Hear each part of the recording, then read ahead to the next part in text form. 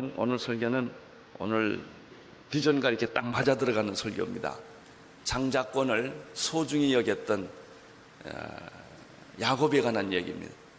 반대로 에서는 하나님이 주신 축복, 이 장자권을 아주 경홀히 여기고 우습게 생각하다가 참으로 장자권을 다 뺏겨버리는 그런 말씀이 오늘 우리가 들어야 할 말씀입니다.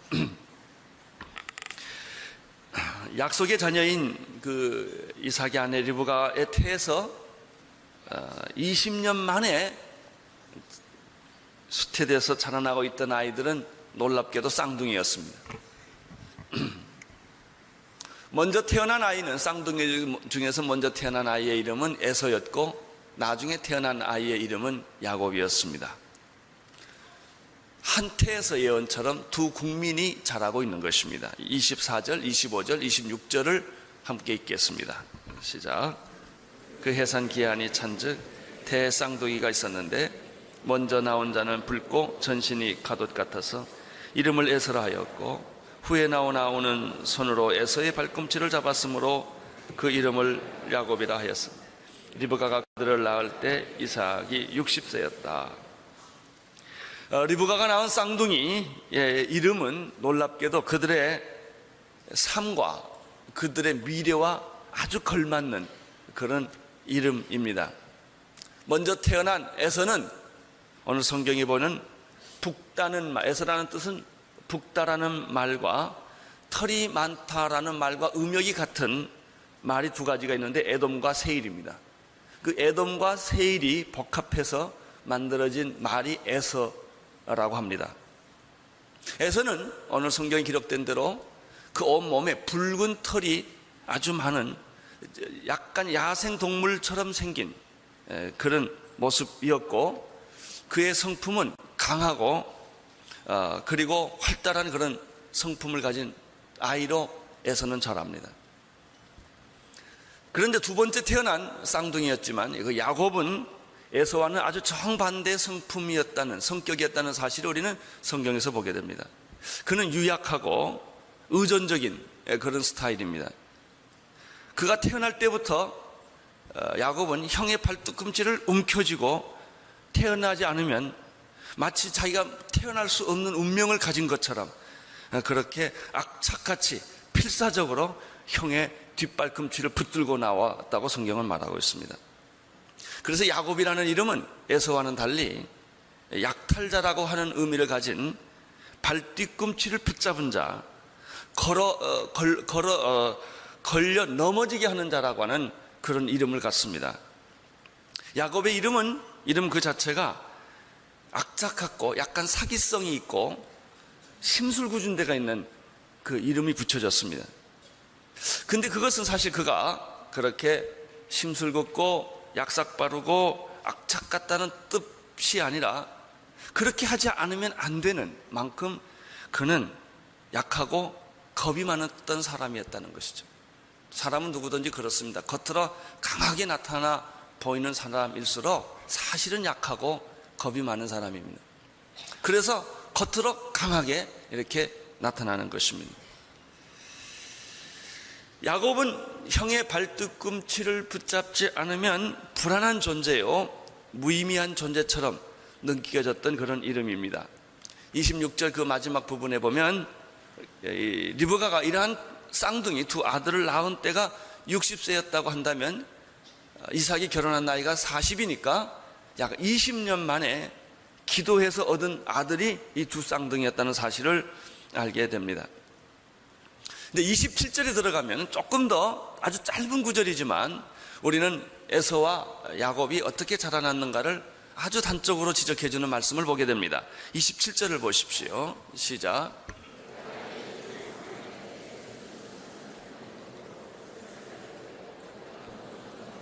그 아들들이 장성함에 에서는 익숙한 사냥꾼으로 들사람이 되었고 야곱은 종용한 사람인 거로 장막에 거했다라고 설명하고 있습니다. 쌍둥이가 아니더라도 우리 주변에서 애들이 다섯, 셋 이렇게 둘씩 자라나는 걸 보면 똑같이 자라난 자녀가 거의 없습니다. 아주 그 한 배에서 나왔는데도 성격과 스타일이 그렇게 다를 수가 없습니다. 아이들이. 어떤 자녀는 태어날 때부터 정서적으로 안정이 돼서 잠도 잘 자고 우유도 잘 먹고 아주 무신경하게 그렇게 잘 자라는 아이가 있는 반면에 똑같은 배에서 태어났는데도 아주 신경이 예민하고 그리고 그 항상 불안하고 뭔가 꼭 쥐고 이렇게 기저귀도 꼭 쥐고 이불도 꼭 쥐고 자는 이빨을 젖을 빨아도 세게 빨고 이런 애들이 있습니다. 또 그 똑같이 자랐는데 똑같은 조건에서 태어났는데 어떤 애는 아주 강인한 체력을 가지고 자라나는 반면에 그 자식이 있는 반면에 어떤 자녀는 항상 병원 신세를 져야 되고 아프고 감기 잘 걸리고 뭐 열이 늘 그 감기를 차고 다니는 그런 똑같은 애인데도 그런 애가 있습니다. 어렸을 때 보면 자랄 때부터 어떤 아이는 자기중심적이고 쾌락형의 아이가 있어요. 항상 모든 걸 움켜쥐고 욕심이 많고 그리고 자기중심적인 아이가 있는 반면에 어렸을 때 누가 가르쳐주지도 않는데 항상 남에게 베풀고 심부름 잘해주고 남을 배려해주는 또 그런 아이가 있어요. 또 어떤 자녀를 보면 같은 배에서 태어났는데 말 잘하고 사람 잘 사귀고 활달하고 이런 자녀가 있어요. 뭐 그냥 하나 가지고 있으면 10개를 풀어먹는 그런 자녀가 있는데 또 어떤 자녀는 말을 잘 안 하고 사람하고도 잘 안 사귀고 조용히 혼자 있고 아주 소심한 또 그런 자녀도 있어요. 같은 배에서 태어났는데 이게 성격이 전혀 다르다고 하는 것입니다. 우리는 그러한 사실을 에서와 야곱이라는 두 사람에게서 아주 놀랍게 이런 두 가지 스타일이 있다는 것을 발견합니다. 오늘 27절에 보면 에서는 익숙한 사냥꾼이었고 들사람이었다 이렇게 표현합니다. 남자답고 군인 같고 활달하고 말 잘하고 영웅적인 스타일이 바로 에서입니다. 대개 이런 사람은 또 집을 잘 안 돌봅니다. 그래서 집은 다 팽개치고 들로 산으로 이렇게 막 돌아다닙니다. 그게 에서였습니다. 익숙한 사냥꾼이었다라고 말하는 걸 보면 우리는 사냥꾼, 아주 전문 수렵꾼을 생각할 수 있습니다. 그런 사람들은 며칠 또는 몇 달 동안 집을 나가서 산을 헤맵니다. 어떤 때는 밤을 새기도 하고 그리고 아주 사나운 짐승을 만나서 생명을 걸고 사투하기도 합니다. 이런 사람들은 그 산이나 들을 다니는데 아주 익숙해서 전술과 전략에 뛰어난 이런 대충 그런 사람들인데 바로 에서가 그런 사람이었습니다. 그는 익숙한 사냥꾼이요 들사람이었다라는 말을 쓴 걸 보면 여행을 좋아하고 사업을 크게 벌리고 모험심이 강한 개척적인 그런 성향을 가진 사람이었습니다. 언제나 불가능에 도전하고 모험심이 강했을 것입니다. 이것이 바로 에서에 대한 설명을 우리가 이렇게 확대 해석해 보는 것입니다. 그러나 반면에 야곱은 어떤 사람이었습니까? 야곱은 아주 조용한 사람이었고 장마강에 거했다. 그러니까 에서가 들강아지였다면 야곱은 집강아지였습니다. 분명히 내성적이었고 소심했고 어머니 치맛자락을 붙잡고 부엌에서 맴맴 돌고 절대로 혼자 어디 가지 못하고 겁이 많고 무서움을 잘 타는, 그래서 누군가 도와주지 않으면 아무것도 하지 못하는 그런, 나이가 들어도 항상 손 빨고 다니는 그런 스타일의 사람이었다. 조용했고 집 밖을 나가지 않았다는 것입니다. 야곱은 이런 사람일수록 늘 그 소심하고 유약하고 어머니 치맛자락에서 자라는 이런 자녀들은요 고자질을 늘 잘합니다. 언제나 항상 자기 약하니까 고자질을 잘하고 무슨 일이 생겨도 책임을 잘 안 집니다. 이런 사람은 편하고 쉬운 일만 골라서 하고 어려운 일은 다 다른 사람한테 맡기고 그렇습니다. 이런 사람의 특징이 또 하나 있어요. 의심이 많습니다. 이 소심하고 유약한 사람들은 대범하지를 못하기 때문에 작은 일도 오해를 많이 하고 의심을 많이 하는 그런 스타일인데, 바로 이 한 배에서 태어난 에서와 야곱이 이런 모습을 가졌다는 것을 성경이 이야기하고 있습니다. 객관적이고 인간적인 측면에서 본다면 남자답고 멋있고 그럴듯해 보인 사람은 누구겠습니까? 야곱이 아니고 에서일 것입니다. 그런데 이러한 전혀 다른 두 스타일을 가진 쌍둥이 에서와 야곱을 가진 부모님의 태도는 이 사람들의 태도보다 더 수상한 데가 많고 이상한 데가 많습니다. 28절을 보십시오. 28절 시작. 이삭은 에서를 사냥하는 고기를 좋아하므로 그를 사랑하고 리브가는 야곱을 사랑하였더라. 문제가 있어요. 자식이 문제가 있는 게 아니라 이러한 두 다른 성격을 가진 자녀를 가진 부모 사이에 문제가 생겼습니다. 아버지 이삭은 병약하고 소심한 야곱을 별로 좋아하지 않습니다. 반대로 씩씩하고 활달한 에서, 그래서 자기가 좋아하는 고기를 늘 사냥해 와서 자기에게 맛있는 것을 대접해주는, 인간관계가 훨씬 부드러운 항상 에서를 그를 좋아합니다. 에서를 특별히 사랑했다고 성경은 말합니다. 이삭은 에서의 사냥한 고기를 좋아하므로 그를 사랑하고 이렇게 되었습니다. 그러니까 어떤 현상이 생겼겠습니까? 그 어머니는 정반대로 가는 겁니다. 형한테 항상 뒤지고 아버지한테 사랑을 별로 받지 못했다고 생각한 나약하고 병약한 이 야곱을 끼고 도는 겁니다. 리브가는 철저하게 야곱 편이었다. 성경은 그렇게 말합니다. 여기 다시 보십시오. 28절. 이삭은 에서의 사냥한 고기를 좋아하므로 그를 사랑했고 리브가는 야곱을 사랑했다. 여기에 가정의 불행이 시작됩니다.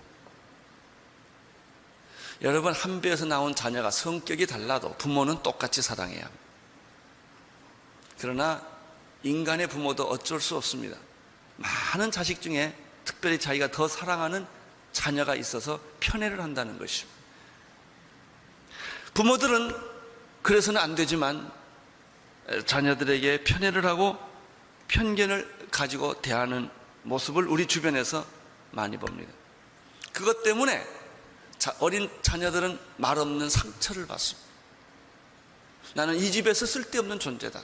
아버지는 날 미워한다. 왜 엄마는 나한테 이렇게 할까? 사랑이라는 이름으로 했었지만 받아들이는 자녀는 그렇지를 않습니다. 저희 가족도 그런 면에서 예외가 아니었습니다. 저희 형님이 목사님이신데 저보다 늦게 목사가 됐습니다. 왜냐하면 아버지가 편애한다고 생각했기 때문에 큰아들보다 작은 아들인 저를 더 사랑한다고 생각을 했어요. 그래서 아버님이, 저희 형님이 아버지에 대한 상처가 참 많았습니다. 그 상처가 회복되질 않았습니다.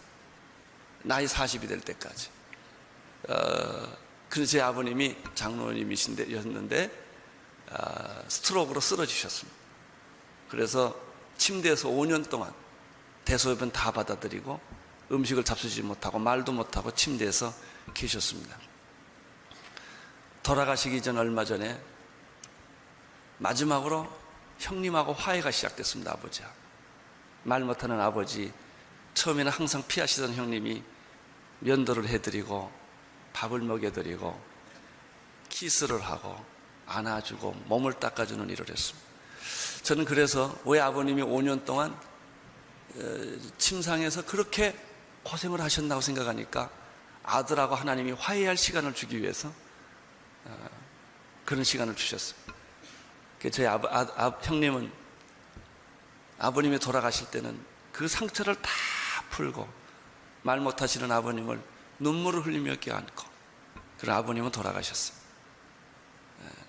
이렇게 편애라는 게 무서운 것입니다. 한 사람의 일생을 상처를 주고 꼽히지 못하게 만들었던 것이 부모의 잘못된 편견, 편애는 그런 상처를 주는 것입니다. 저희 형님은 그 후에 목사가 되셨습니다. 그래서 형님도 목사가 됐고 저도 목사가 됐습니다.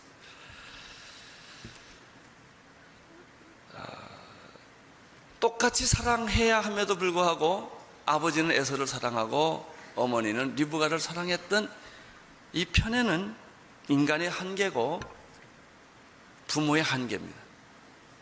사랑이라는 이름으로 갖는 한계입니다.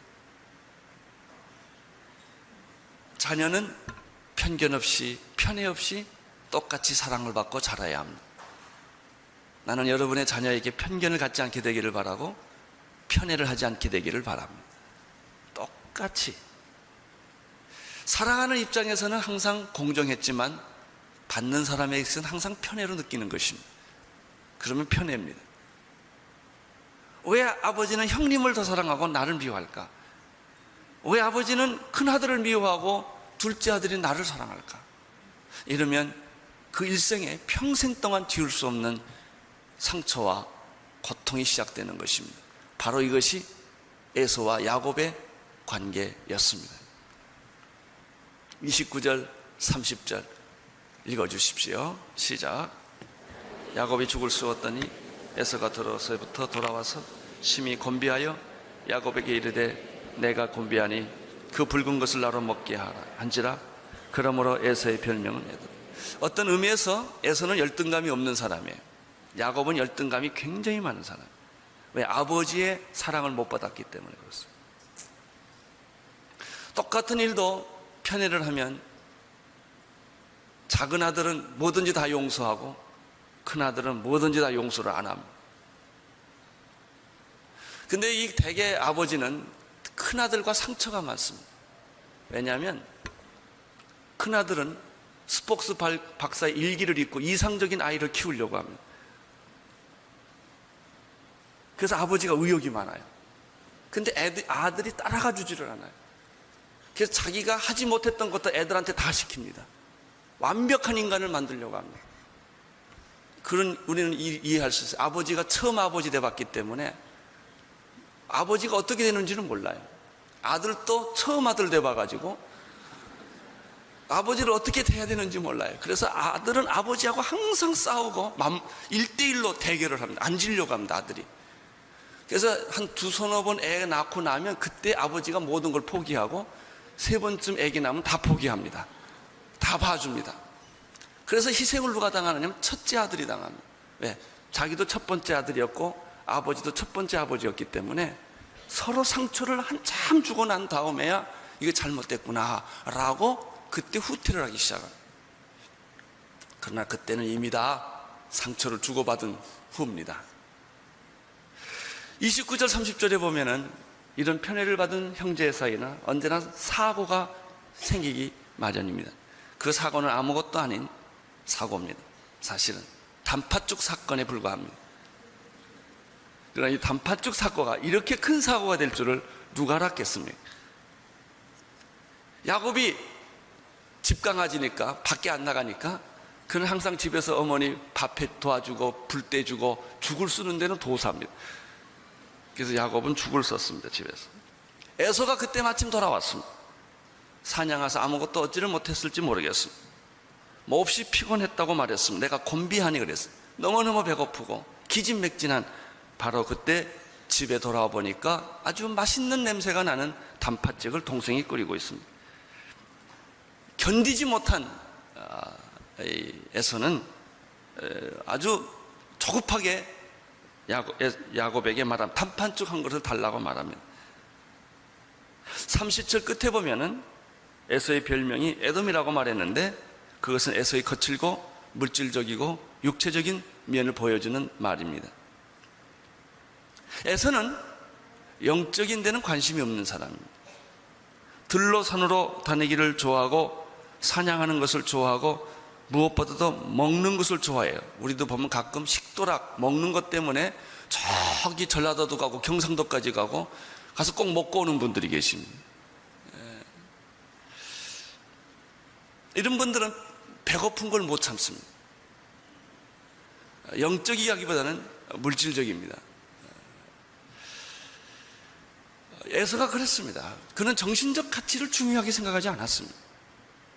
영적 가치를 중요하게 생각하지 않았고 그는 쾌락과 먹고 마시고 활달하고 사냥하고 이런 것들을 아주 그 외향적인 그런 것을 좋아하는 그런 스타일이었습니다.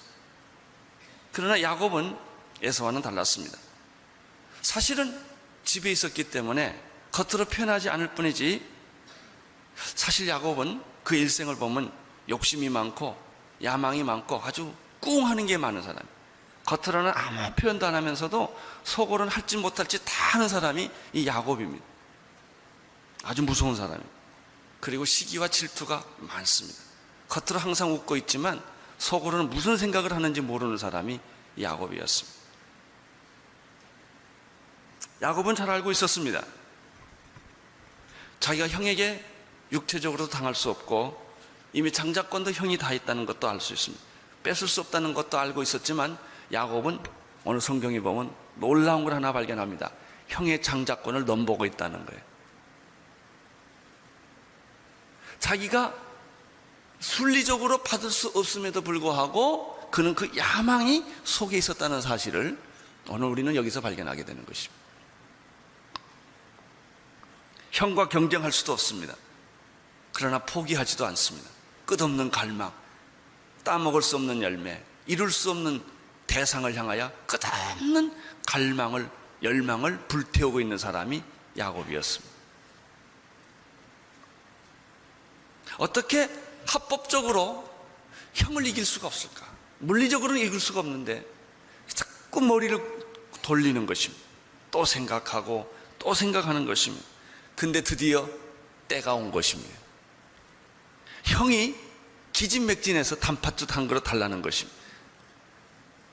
꾀가 많은 야곱은 이 기회를 절대로 놓치지 않습니다. 31절을 보십시오. 시작. 야곱이 가로되 형의 장자의 명분을 오늘날 내게 팔라. 야곱의 관심은 단팥죽도 아니고 형의 배고픔도 아니에요. 때만 되면, 기회가 되면 어떻게 해서든지 합법적으로 형의 장자권을 갖고 싶은 거예요. 여러분, 이렇게 갖는다고 뭐 장자권이 가져지겠습니까? 근데 야곱의 생각은 달라요. 야곱은 장자권의 축복이 무엇이며 정신적 가치가 무엇인지를 아는 사람이었어요. 에서는 물질적 가치관을 가졌던 사람이고 야곱은 영적인 가치, 정신적 가치가 중요한 것을 알았던 사람이에요.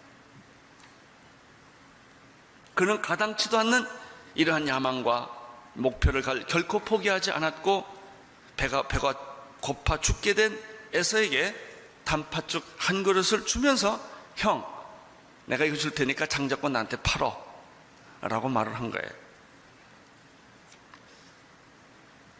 여기서 우리는 배워야 할 게 몇 가지가 있어요. 배워서는 안 될 게가 있고 배울 게 있습니다. 비록 야곱이 내성적이고 병약한 사람이고 형의 그늘에서 살아왔던 사람이지만 그가 그에게 배울 것이 하나 있습니다. 장자권의 명분이 얼마나 중요하다는 것을 그는 알고 있었다는 것이죠. 가난해도 좋다, 집 없어도 좋다, 다 포기하겠다. 그러나 이것만은 내가 가져야 되겠다 라는 생각을 야곱이 하고 있었다는 거예요. 이것을 우리는 높이 사야 합니다. 영적 가치, 정신적 가치가 내가 지금 당장 배부르고 쾌락을 누리고 많은 걸 소유하고 누리는 것보다 얼마나 중요한가 하는 거예요.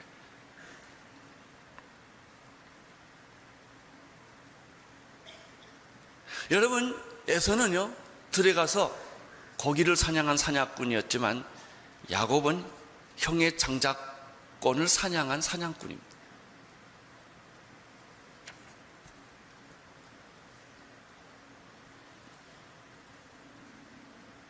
그는 야곱은 자기가 원하는 것을 어떤 방법을 통해서도 얻어내는 그런 사람이었습니다. 그가 얻은 성공은 불법은 아닙니다만은 교활한 것입니다. 어떤 사람이 교활합니까? 상대방의 약점을 이용해서 일을 만드는 사람이에요. 그 뒤를 캐고 약점을 캐고 약점을 물고 그리고 그 사람을 압박을 해서 공격해내는 것입니다. 얻어내는 것입니다. 요즘 우리나라의 모든 정치가 그렇습니다. 상대방의 약점을 집어넣고 그 다음에 그 사람을 코너로 몰고 가서 케어시키는 것입니다. 그리고 자기가 원하는 것을 뺏어내는 것입니다. 이 사람이 야곱이었습니다.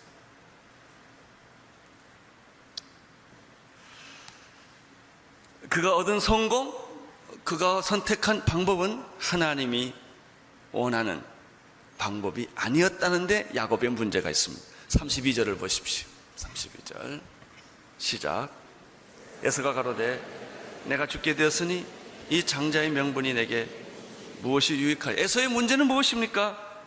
장자의 명분의 중요성을 전혀 모르고 배고프다는 현실,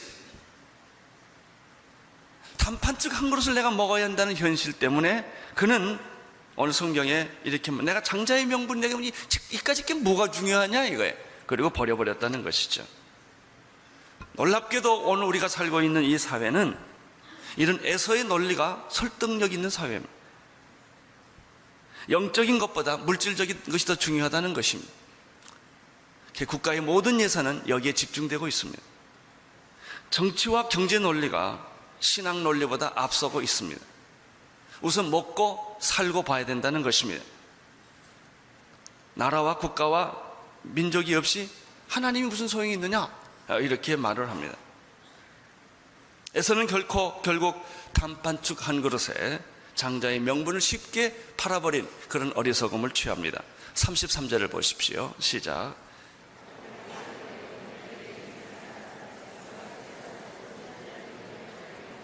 오늘 우리는 두 가지 아주 중요한 교훈을 얻습니다. 첫째는 영적이고 정신적인 가치를 소홀히 여기지 말라. 물질적인 가치보다 더 중요한 것은 영적인 가치다라고 하는 것입니다.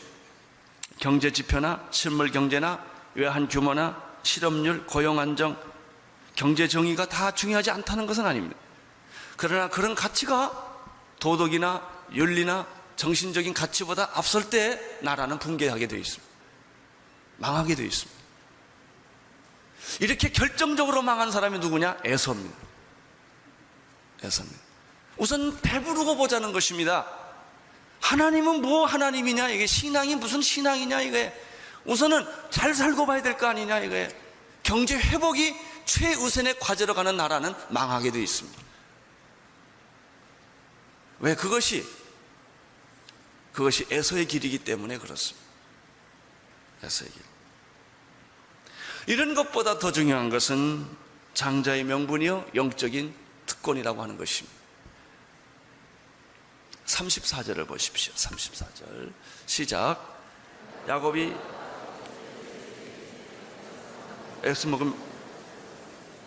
에서는 장자의 명분을 뭐라고 그랬죠? 여기 아주 성경에 에서는 장자의 명분을 경홀히 여겼기 때문에 장자의 명분을 뺏겼고 결국은 야곱한테 축복이 넘어가고 마는 거예요. 여러분은 어떻습니까? 우리는 여기서 34절에서 야곱이 떡과 팥죽을 에서가 주매 에서가 뭐라고 했죠? 먹으며 마시며 일어나서 갔다. 에서는 물질주의자였고 현실주의자였고 쾌락주의자였습니다. 그는 영적이고 정신적 가치를 소중하게 생각하지 않는 그런 사람이었어요. 먹고 마시고 일어나서 갔다. 그게 인생의 전부예요. 저는 가끔 그 대중식당 음식 잘하는데 식당 가보면요 일종의 전쟁터 같아요. 칼과 총만 안 들었을 뿐이지 나이프와 포크와 숟가락을 들고 땀을 뻘뻘 흘리면서 그냥 인생이 먹는 게 전부다 이거예요. 특별히 무슨 보신탕 같은 거 먹는 걸 보면 술 한 잔 갖다 놓고 먹는 걸 보면 인간이 동물하고 다른 게 뭐냐 그러세요. 인간이 동물하고 다른 게 뭐냐. 이 에서의 삶이었어. 우리나라는 온통 먹자판이에요. 먹자판. 가는 데마다 식당만 있어요.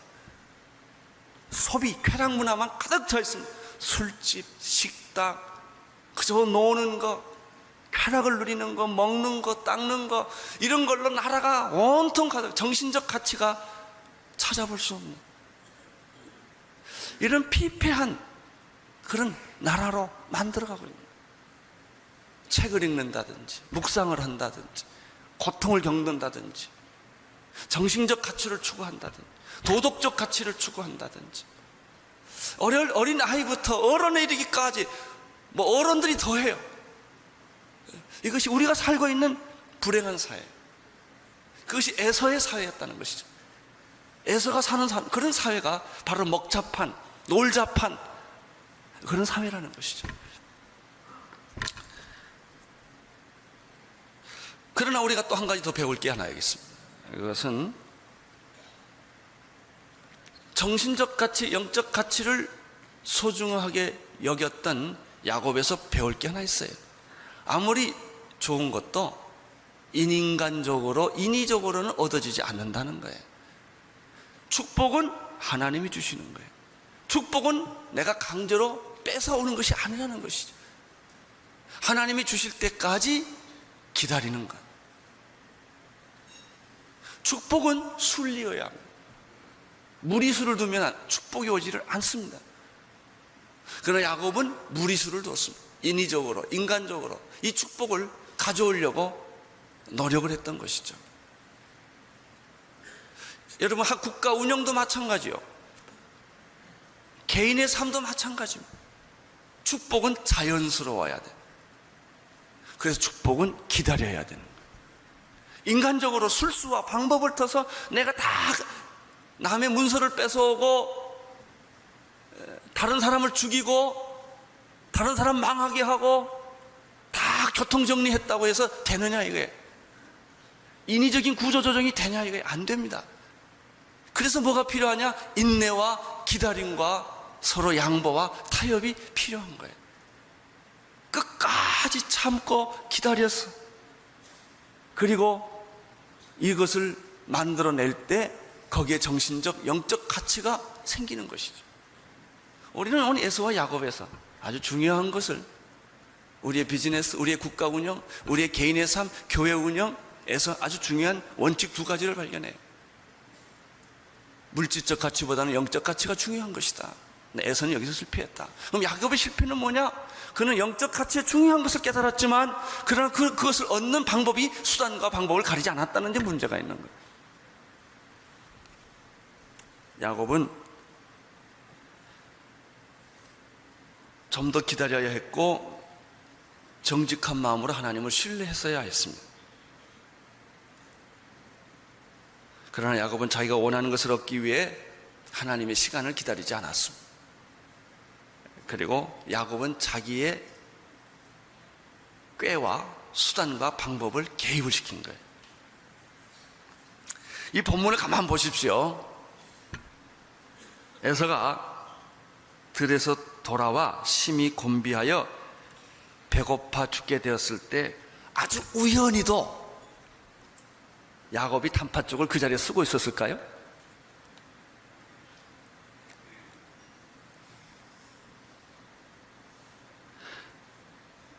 야곱이 에서가 단팥죽 한 그릇을 달라고 요청했을 때 야곱은 우연히 아무 생각 없이 생각난 김에 장자권을 파시오라고 말했을까요?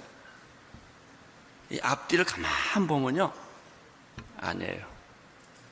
분명히 야곱이 에서가 배고플 시간을 기다렸다가 다 타임을 재서 바로 그 앞에서 아주 맛있는 냄새가 나는 단팥죽을 끓여가지고 그 시간에 딱 갖다 됐다는 해석이 더 설득력이 있습니다. 그게 야곱의 성격하고 너무나 맞아요. 야곱이 이제 이후 나오는 그 야곱이 그 지나가는 삶을 보면 얼마나 아주 교활하고 꾀가 많고 잔재주를 부리고 하여튼 요리조리 이렇게 지나가는데 세상의 기적 같은 기적은요, 야곱 같은 사람이 축복받았다는 거예요. 성경에서요 정말 제일 웃기는 사람이 야곱입니다. 아버지 중에 실패자, 이 사람이 아버지 중에 상처가 많고 너무너무 사랑받을 수 없는 사람이에요. 이 사람, 이런 사람이야. 이런 사람 하나님의 사랑받았다 이거예요. 여기에 우리의 희망이 있습니다. 우리의 소망이 있습니다. 아니, 야곱 같은 사람이 다 하나님이 축복해 줬다면 여러분이 100점짜리입니다. 그런 사람이 야곱이에요. 그래서 야곱은 엄청난 대가를 치릅니다. 집을 쫓겨나가고 형에게 미움받고 나그네 생활을 하고 너무나 고독하고 외로운 생애를 그 일생을 보냅니다. 그의 인위적인, 인간적인, 율법적인 삶의 태도 때문에 그런 것입니다. 영적인 것일수록 하나님께서 거저주시는 은혜임을 알아야 합니다. 축복일수록 그것은 약탈물이 아니고 선물이라는 사실을 알아야 합니다. 남의 돈을 뺏어서 행복해지지 않습니다. 부자는 될 수 있습니다. 행복해지지 않습니다. 남을 죽이고 착취해서 권력을 뺏어서 부를 뺏어서 얻어진 부는 당신에게 행복을 약속하지 않습니다. 고난이 올수록 기뻐하고 환난이 올수록 감사하며 위기에 처해 있을수록 기도와 인내로 승리할 때 하나님의 승리는 주어지는 것이죠. 그렇게 사신 분이 예수 그리스도이십니다.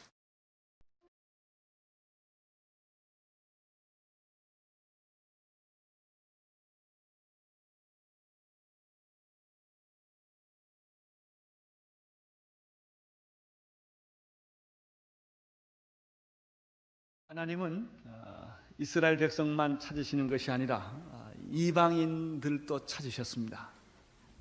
이방인을 찾으셨는데 이방인을 찾으시는 하나님의 마음은 무엇과도 비교할 수 없는 뜨거운 마음이었습니다.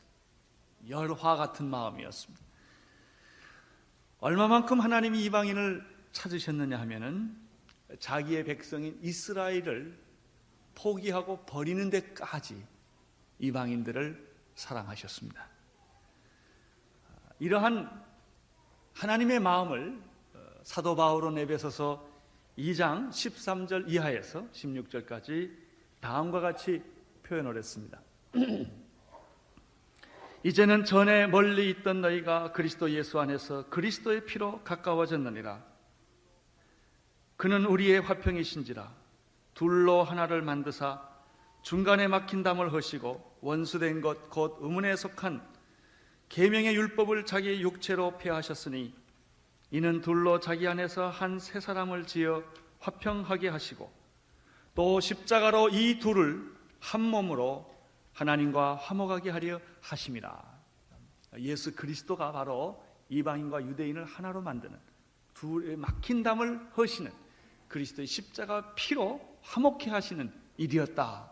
이렇게 말씀했습니다. 예수 그리스도는 유대인들만을 위한 구원이 아니라 모든 이방인들을 위한 구원자로, 속죄자로 오신 것입니다. 하나님은 너무나 간절하게 이방인들이 구원받기를 원했습니다. 그 당시에 사고방식은 이방인들은 개처럼 취급을 당했습니다. 구원받을 수 없는 더러운 짐승처럼 그렇게 취급을 했습니다. 그래서 유대인들이 생각하기에는 이방인에겐 구원이 있을 수 없다고 생각을 했습니다. 그러나 하나님의 마음은 유대인에게만 있었던 것이 아니라 모든 열방과 이방인들에게까지도 하나님의 백성임을 선포하고 구원하시기를 원하셨습니다. 이러한 하나님의 간절한 소망을 이루기 위하여 하나님께서는 이방인을 대표해서 경건한 한 군인을 택하여 주셨습니다. 그 사람이 바로 고넬료라고 하는 사람입니다. 그는 경건하며 구제에 열심이며 기도하는 정말 하나님의 사람이었습니다. 하나님은 고넬료를 택했을 뿐만 아니라 유대인 가운데서도 이 고넬료를 만날 수 있는 한 사람을 준비시켰습니다. 그 사람이 바로 사도 베드로였습니다. 사도 베드로를 택하여 하나님은 이방인의 문을 열도록 하나님께서 섭리하셨습니다. 9절부터 11절까지를 함께 읽겠습니다. 시작. 이튿날 저희가 행하여 성에 가까이 갔을 때 베드로가 기도하려고 지붕에 올라가니 시간은 제 6시더라. 시장하여 먹고자 하며 사람이 준비할 때 비몽사몽간에 하늘이 열리며 한 그릇이 내려오는 것을 보니 큰 보자기 같고 내기를 메어 땅에 들이웠더라. 하나님은 이방인을 구원하기 위하여 베드로에게 환상을 보여주심으로 당신의 뜻을 명확하게 표현하여 주셨습니다. 베드로가 본 환상은 큰 보자기 같은 어떤 한 그릇에 대한 환상이었습니다. 9절에 보면은 베드로가 6시에 정오입니다. 12시쯤에 기도하려고 지붕으로 올라갔다고 말했습니다. 우리나라 지붕은 그냥 이렇게 삼각형 형식으로 생겼지만 유대인의 지붕은 여러분이 아시다시피 지붕이 편편합니다. 성냥과 같이 생겼습니다. 그래서 지붕에 올라간 바로 옥상이고 거기서 아주 편안하게 기도할 수 있는 그런 공간입니다. 베드로가 약속된 기도 시간에 기도하려고 올라갔습니다. 바로 그때가 정오 때가 되어서 아주 시장했다고 성경을 말합니다. 음식이 그리워질 때였습니다. 그때 사람들이 베드로를 위해서 음식을 준비를 하고 있는 바로 그 무렵이었습니다. 갑자기 시장에서 음식을 한참 생각하고 있었을 때 아마 베드로가 음식을 묵상하고 있지 않았을까도 생각을 음식을 먹고 싶은 바로 그때 또 사람들이 음식을 준비하니까 음식 냄새가 아마 났지 않았을까 생각을 합니다. 바로 그때 베드로가 쓰러진 거예요. 일종의 비몽사몽을 간에 그런 쓰러져서 정신을 잃어버린 바로 그 순간에 환상을 보았습니다. 환상의 내용에 대해서 우리가 이야기하기 전에 먼저 두 가지 이 본문에 나타난 교훈을 생각할 수가 있습니다. 첫째는 기도할 때 역사가 일어난다는 것입니다. 언제 하나님의 기적이 일어나는가? 언제 하나님의 역사가 일어나는가? 물론 하나님은 반드시 당신의 역사를 이루십니다. 언제 하나님이 그 일을 하시는가? 기도할 때입니다. 사람이 기도할 때. 베드로에게 아무리 하나님의 계시가 나타나고 싶어도 베드로가 만약 기도하지 않았다면 그 계시와 환상을 보여줄 수가 없었을 것입니다. 마침 베드로는 시간에 맞춰서 기도하고 있었던 사람입니다. 기도할 때 하나님은 베드로의 기도 시간을 이용했다는 것입니다. 베드로를 보면 우리가 베드로의 그 다양한 활동과 그 외적인 모습에 쉽게 우리가 인상을 갖습니다. 그런 생각을 갖게 되는데 사실 베드로는 성령과 능력의 사람, 기적과 이사를 베푸는 사람 이전에 그는 개인적으로 시간을 정해놓고 기도하는 그런 기도의 사람이었다는 것입니다.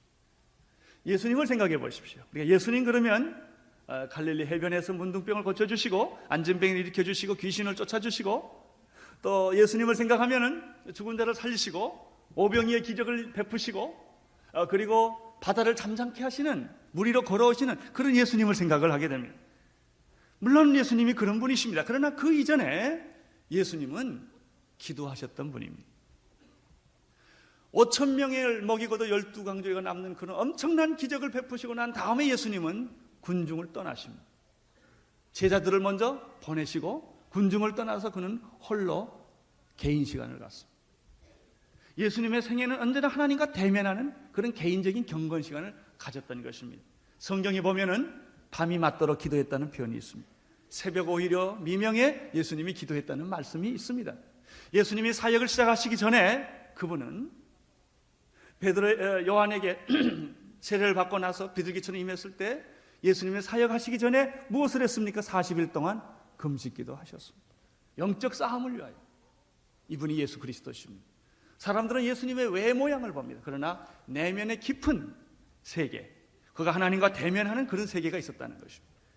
예수님에게 가장 결정적인 위기는 십자가를 져야 하는 때였습니다.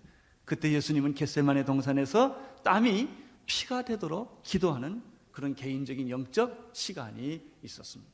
베드로도 마찬가지입니다. 사도행전 3장에 보면은 제9시에 오후 3시쯤 되죠. 요한과 더불어 기도하려고 성전에 올라갔다고 기록하고 있습니다. 성전에 올라가다가 나면서 안진뱅이를 만나게 된 것입니다. 베드로와 요한은 그런 기적의 사람이었지만 그러나 시간을 정해놓고 개인적으로 경건 시간을 갖는 그런 사람이었습니다. 오늘 성경에도 보면은 정오에 또 기도 시간을 정해놓고 그가 지붕에 올라가서 기도했다는 것이죠. 그렇게 보면 사도행전의 사람들은 모두 사실은 능력과 기적의 사람 이전에 기도의 사람이었습니다. 사도 바울도 마찬가지입니다. 그가 빌립보 교회를 세우러 간 것이 아니라 빌립보 그 지경을 가다가 기도처를 찾았다는 것입니다. 사도행전 16장입니다. 기도처를 찾다가 한 여자를 만나게 됩니다. 그에게 전도를 합니다. 그래가지고 그가 거기서 루디아라는 자주장사를 만나서 교회를 세운 것이 빌립보 교회입니다. 데살로니가 교회도 마찬가지입니다. 데살로니가 교회를 세우려고 하는 것이 아니라 그 지방에 가서 사도 바울은 자기의 규례대로 기도하고 어느 곳을 가든지 기도처를 찾았고, 그리고 누구를 만나든지 그는 성경을 가르쳤습니다. 회당에 빌려서 바울은 3주일 동안 하나님의 말씀을 강론합니다. 그러다가 생긴 것이 데살로니가 교회입니다. 그렇게 보면은 사도행전의 사람들은 집이 있거나 없거나 기도처가 있거나 없거나 어느 곳에 가든지 그들은 기도했고 성경 말씀을 가르쳤다는 것이죠. 기도하다가 생긴 게 교회요, 성경 말씀 가르치다 생긴 것이 교회라는 것입니다. 바로 베드로가 기도의 사람이었다는 사실입니다. 하나님은 기도하는 사람과 일을 하십니다. 이 말을 바꾸면 하나님은 기도하지 않는 사람과는 일을 안 합니다. 하나님은 열심히 있는 사람과 일하는 것이 아닙니다. 하나님은 능력 있는 사람과 일하는 것이 아닙니다. 하나님은 모든 조건을 다 갖춘 사람과 일하는 것이 아니라 기도하는 사람과 하나님은 일을 하십니다. 사도행전의 사람들은 기도하는 사람들이었고 성령 받은 사람들의 특징은 기도하는 사람이었다는 것입니다. 나는 오늘이 교회가 기도하는 교회가 되기를 바라고, 우리 오늘이 교회에 속한 모든 성도들이 어떤 위대한 사역을 할 수도 있고 안 할 수도 있습니다. 숨어서 할 수도 있고 나타나서 할 수도 있습니다. 숨든 나타나든 큰 일이든 작은 일이든 간에 우리 모두가 하나님으로부터 기도하는 사람이라는 그런 말을 듣게 되기를 바라는 것입니다. 기도할 때 하나님은 환상을 보여주시든지 음성을 들려주시든지 무슨 얘기를 할 것입니다. 기도하지 않는 사람에게 하나님은 어떻게 그에게 말씀을 전해주기가 어려울 거예요. 방법이 하나 있지요. 꼬꾸라지게 하는 거죠. 그래야 들려주죠. 사도 바울처럼 사울처럼 꼬꾸라지게 해서 눈을 멀게 한다든지, 그래야 어떤 음성을 들려주지 않겠습니까? 둘째 여기서 발견하는 것은 하나님은 적절한 때에 일하신다는 사실입니다. 고넬료의 종들이 성에 가까이 갔을 때 하나님은 베드로에게 나타나신 것입니다. 하나님은 시간을 굉장히 중요하게 생각하시는 것 같습니다. 예수님이 세상에 오실 때 그냥 온 게 아닙니다. 말라기가 끝나고 400년의 중간기를 거쳐서 때가 참에 하나님은 정확하게 시간을 계산하고 있었던 거예요. 때가 참에 예수님이 여자로부터 세상에 태어나게 하신 거죠. 저는 분명히 믿습니다. 예수님이 오실 때가 분명히 있다는 것입니다. 근데 그것은 적당히 그냥 기분 내키면 예수님이 오시는 게 아니라 하나님은 시간을 계산하고 있다는 것이죠. 하나님은 여러분의 시간도 계산하고 계십니다. 여러분 죽을 때 죽으니까 안심하시기를 바랍니다. 그렇게 함부로 죽지도 않고 일찍 죽지도 않고 늦게 죽지도 않습니다. 꼭 죽을 때 여러분 죽게 될 것입니다. 그러니까 안심하고 열심히 일하시기를 바랍니다. 아프다고 일찍 죽는 것도 아니고 교통사고 났다고 먼저 죽는 것도 아닙니다. 다 죽을 때가 되면 죽고 살 때가 되면 사는 것입니다. 하나님은 자기 때에 일을 하십니다. 하나님은 자기 방법으로 일하십니다. 사람의 때에 하나님이 움직이는 것이 아니라 하나님의 때에 일하시는 것입니다. 믿음을 가진 사람은 때를 아는 사람들입니다. 징조를 아는 사람들입니다. 구원받을 때를 아는 것입니다. 은혜 받을 때를 아는 것입니다. 나는 여러분들이 바로 여러분이 은혜 받을 만한 때요, 구원의 날인 것을 믿으시기를 바랍니다. 지금 여러분이 지금 변해야 할 때입니다. 지금 헌신해야 할 때입니다. 이 시기를 놓치면, 그 시기를 놓치면 다른 결과가 온다는 사실입니다. 하나님은 이 자기의 때와 자기의 방법을 우리에게 가르쳐 주시는데 어떤 때는 성경 말씀을 읽다가 깨닫게 하십니다. 그래서 꼭 말씀을 읽게 되기를 바랍니다. 말씀을 읽지 않는데 하나님은 어떻게 여러분에게 계시하여 주시겠습니까? 여러분이 성경을 읽고 읽다가 그 기록된 말씀을 통하여 하나님은 여러분에게 말씀하시게 될 것입니다. 성경 읽게 되기를 바랍니다. 기도를 해야 음성을 듣게 되고 성경을 읽어야 당신의 뜻을 우리가 알게 되는 것이죠. 어떤 때는 특별하게 하나님이 성령의 음성을 들려주셔서 어느 순간에 굉장한 성령의 감동에 빠질 때가 있어요. 하나님은 특별하게 그렇게 인도하시기도 합니다. 오늘 베드로에게 보여주셨던 것처럼 하나님은 기도할 때 환상을 보여주시기도 하십니다. 어떤 때는 하나님은 환경을 통하여 우리에게 말씀하시기도 합니다. 갑자기 위기에 부딪히기도 하시고, 갑자기 집에 불나기도 하게 하시고, 생각지 않았던 일들을 오게 하기도 하시는 것입니다. 그것은 무의미하게 온 게 아닙니다. 반드시 하나님의 어떤 메시지가 있다는 것입니다. 그래서 고난을 겪을 때, 환경의 위험을 겪을 때 그걸 무의미하게 받으면 여러분들은 아무 메시지를 듣지 못하는 사람이 됩니다. 그러나 반드시 어떤 환경의 사건을 통하여 우리가 귀를 기울여 보면 하나님의 뜻이 거기에 있는 것입니다. 하나님은 당신의 때에 일을 하시는데 더 놀라운 사실은 다양한 방법으로 양쪽에서 확인할 수 있는 방법으로 하나님이 하신다는 것입니다. 예컨대 하나님의 어떤 계시가 나에게 임했습니다. 하나님의 성령의 감동이 임했습니다. 이것으로 끝나는 것이 아니라 성경으로 확인하게 해주시든지, 어떤 기도하는 사람을 찾아오게 해주신다든지, 어느 또 다른 독특한 환경을 있게 하심으로 말미암아 하나님은 이것이 바로 하나님의 뜻이라고 하는 사실을 종합적으로 이해하게 하신다는 것입니다. 우리는 하나님의 뜻을 발견하려고 할 때 오늘 이 본문에 나타난 두 가지 원칙을 생각할 수 있게 되기를 바랍니다. 첫 번째는 하나님은 기도하는 사람과 일을 하신다. 기도하는 사람을 통하여 일하신다. 일 많이 하는 사람하고 일하시지 않습니다. 기도하는 사람하고 일하신다. 하나님은 반드시 자기 때에 일하신다. 그리고 자기 때 일하시되 양쪽에서 체크할 수 있도록 하나님께서 역사하신다 하는 것을 우리가 여기서 보게 됩니다. 그렇다면 베드로가 본 환상은 무엇입니까? 첫째는 오늘 성경에 보면은 10절에 보면은 시장하여 먹고자 할 때 사람이 준비할 때 비명사명간에 첫째 무엇입니까? 하늘이 열리고, 베드로가 보는 것은 하늘이 열리는 것을 보았습니다. 계시록 4장 1절 이하에 보면은 사도 요한이 밤모섬에서 묵상할 때 하늘이 열리고 그것을 보았습니다. 두 번째는 하늘이 열렸는데 갑자기 네 귀를 맨 어떤 보자기 같은 그릇이 내려왔다는 것입니다. 보자가 이렇게 네 귀가 뭉쳐져서 어떤 그릇이 이렇게 내려왔다는 것입니다. 놀라운 일이죠. 갑자기 보자기가 이렇게 내려오니까. 근데 그 보자기 안에는 생각하지 못했던 내용이 있었습니다. 13절입니다. 시작. 그 안에는 12절 미안합니다. 시작.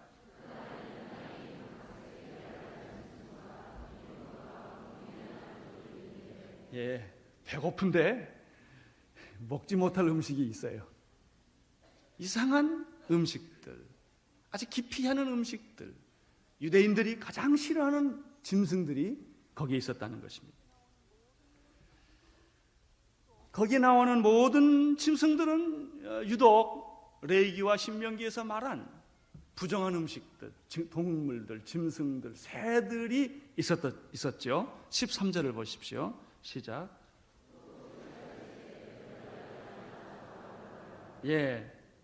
얼마나 이 기막히고 엄청난 일입니까?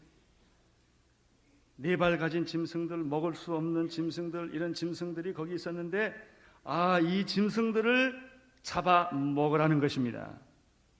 베드로는 그 음성을 듣자 말자 단호하게 14절에서 하나님께 다음과 같이 항변을 합니다. 읽어주십시오.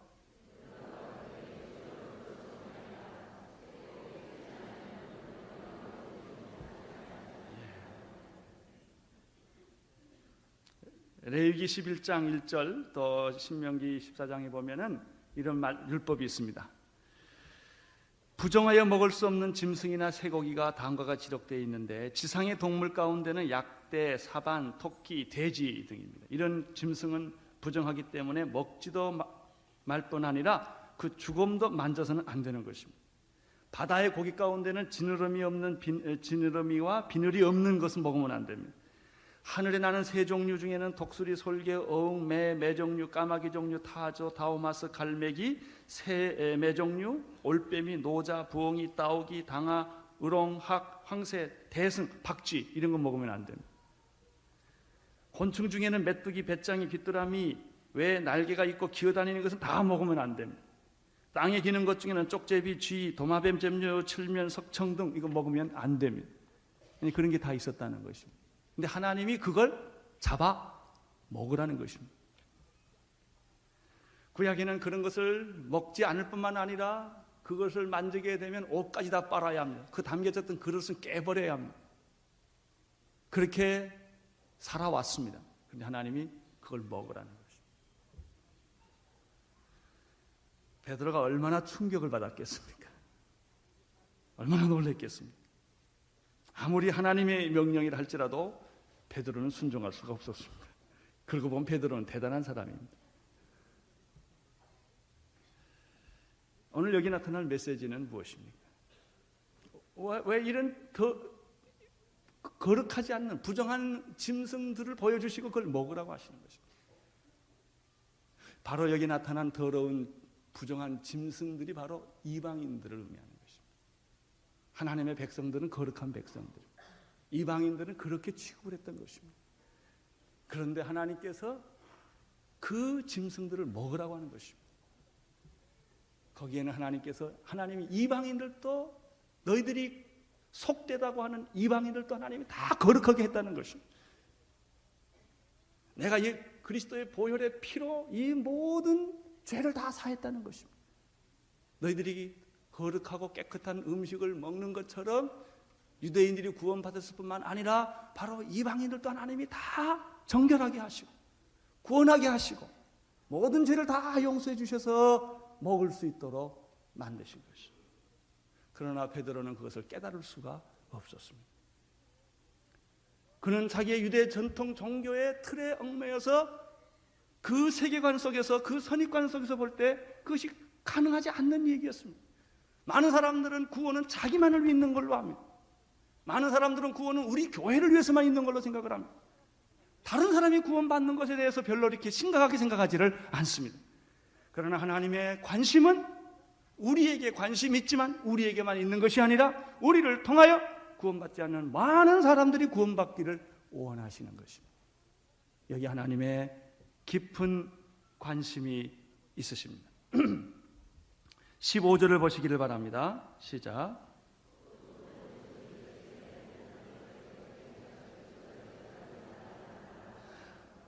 보자기가 한 번 왔습니다. 베드로가 이해할 수가 없었습니다. 나는 절대로 이 더러운 것들, 거룩하지 않는 것을 나는 먹어본 일도 없고 먹을 수도 없습니다. 보자기가 또 내려왔어요. 먹으라 그래. 베드로가 못 먹습니다. 그때 하나님의 음성이 들립니다. 하나님께서 깨끗게 하신 것을 내가 속되다 하지 말라. 하나님 물론 이것이 더러운 부정한 짐승이었습니다. 하나님이 그런데 깨끗하게 하셨습니다. 우리는 구원받을 수 없는 죄인들이었습니다. 그러나 하나님께서 우리를 깨끗게 하셨습니다. 우리를 구원받을 수 있는 하나님의 자녀로 만들어 주신 것입니다. 하나님은 말씀하셨습니다.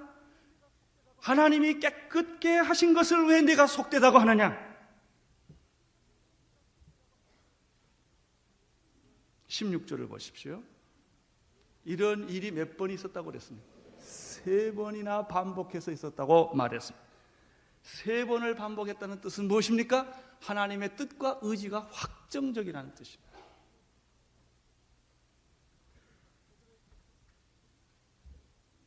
베드로의 갈등은 이것입니다.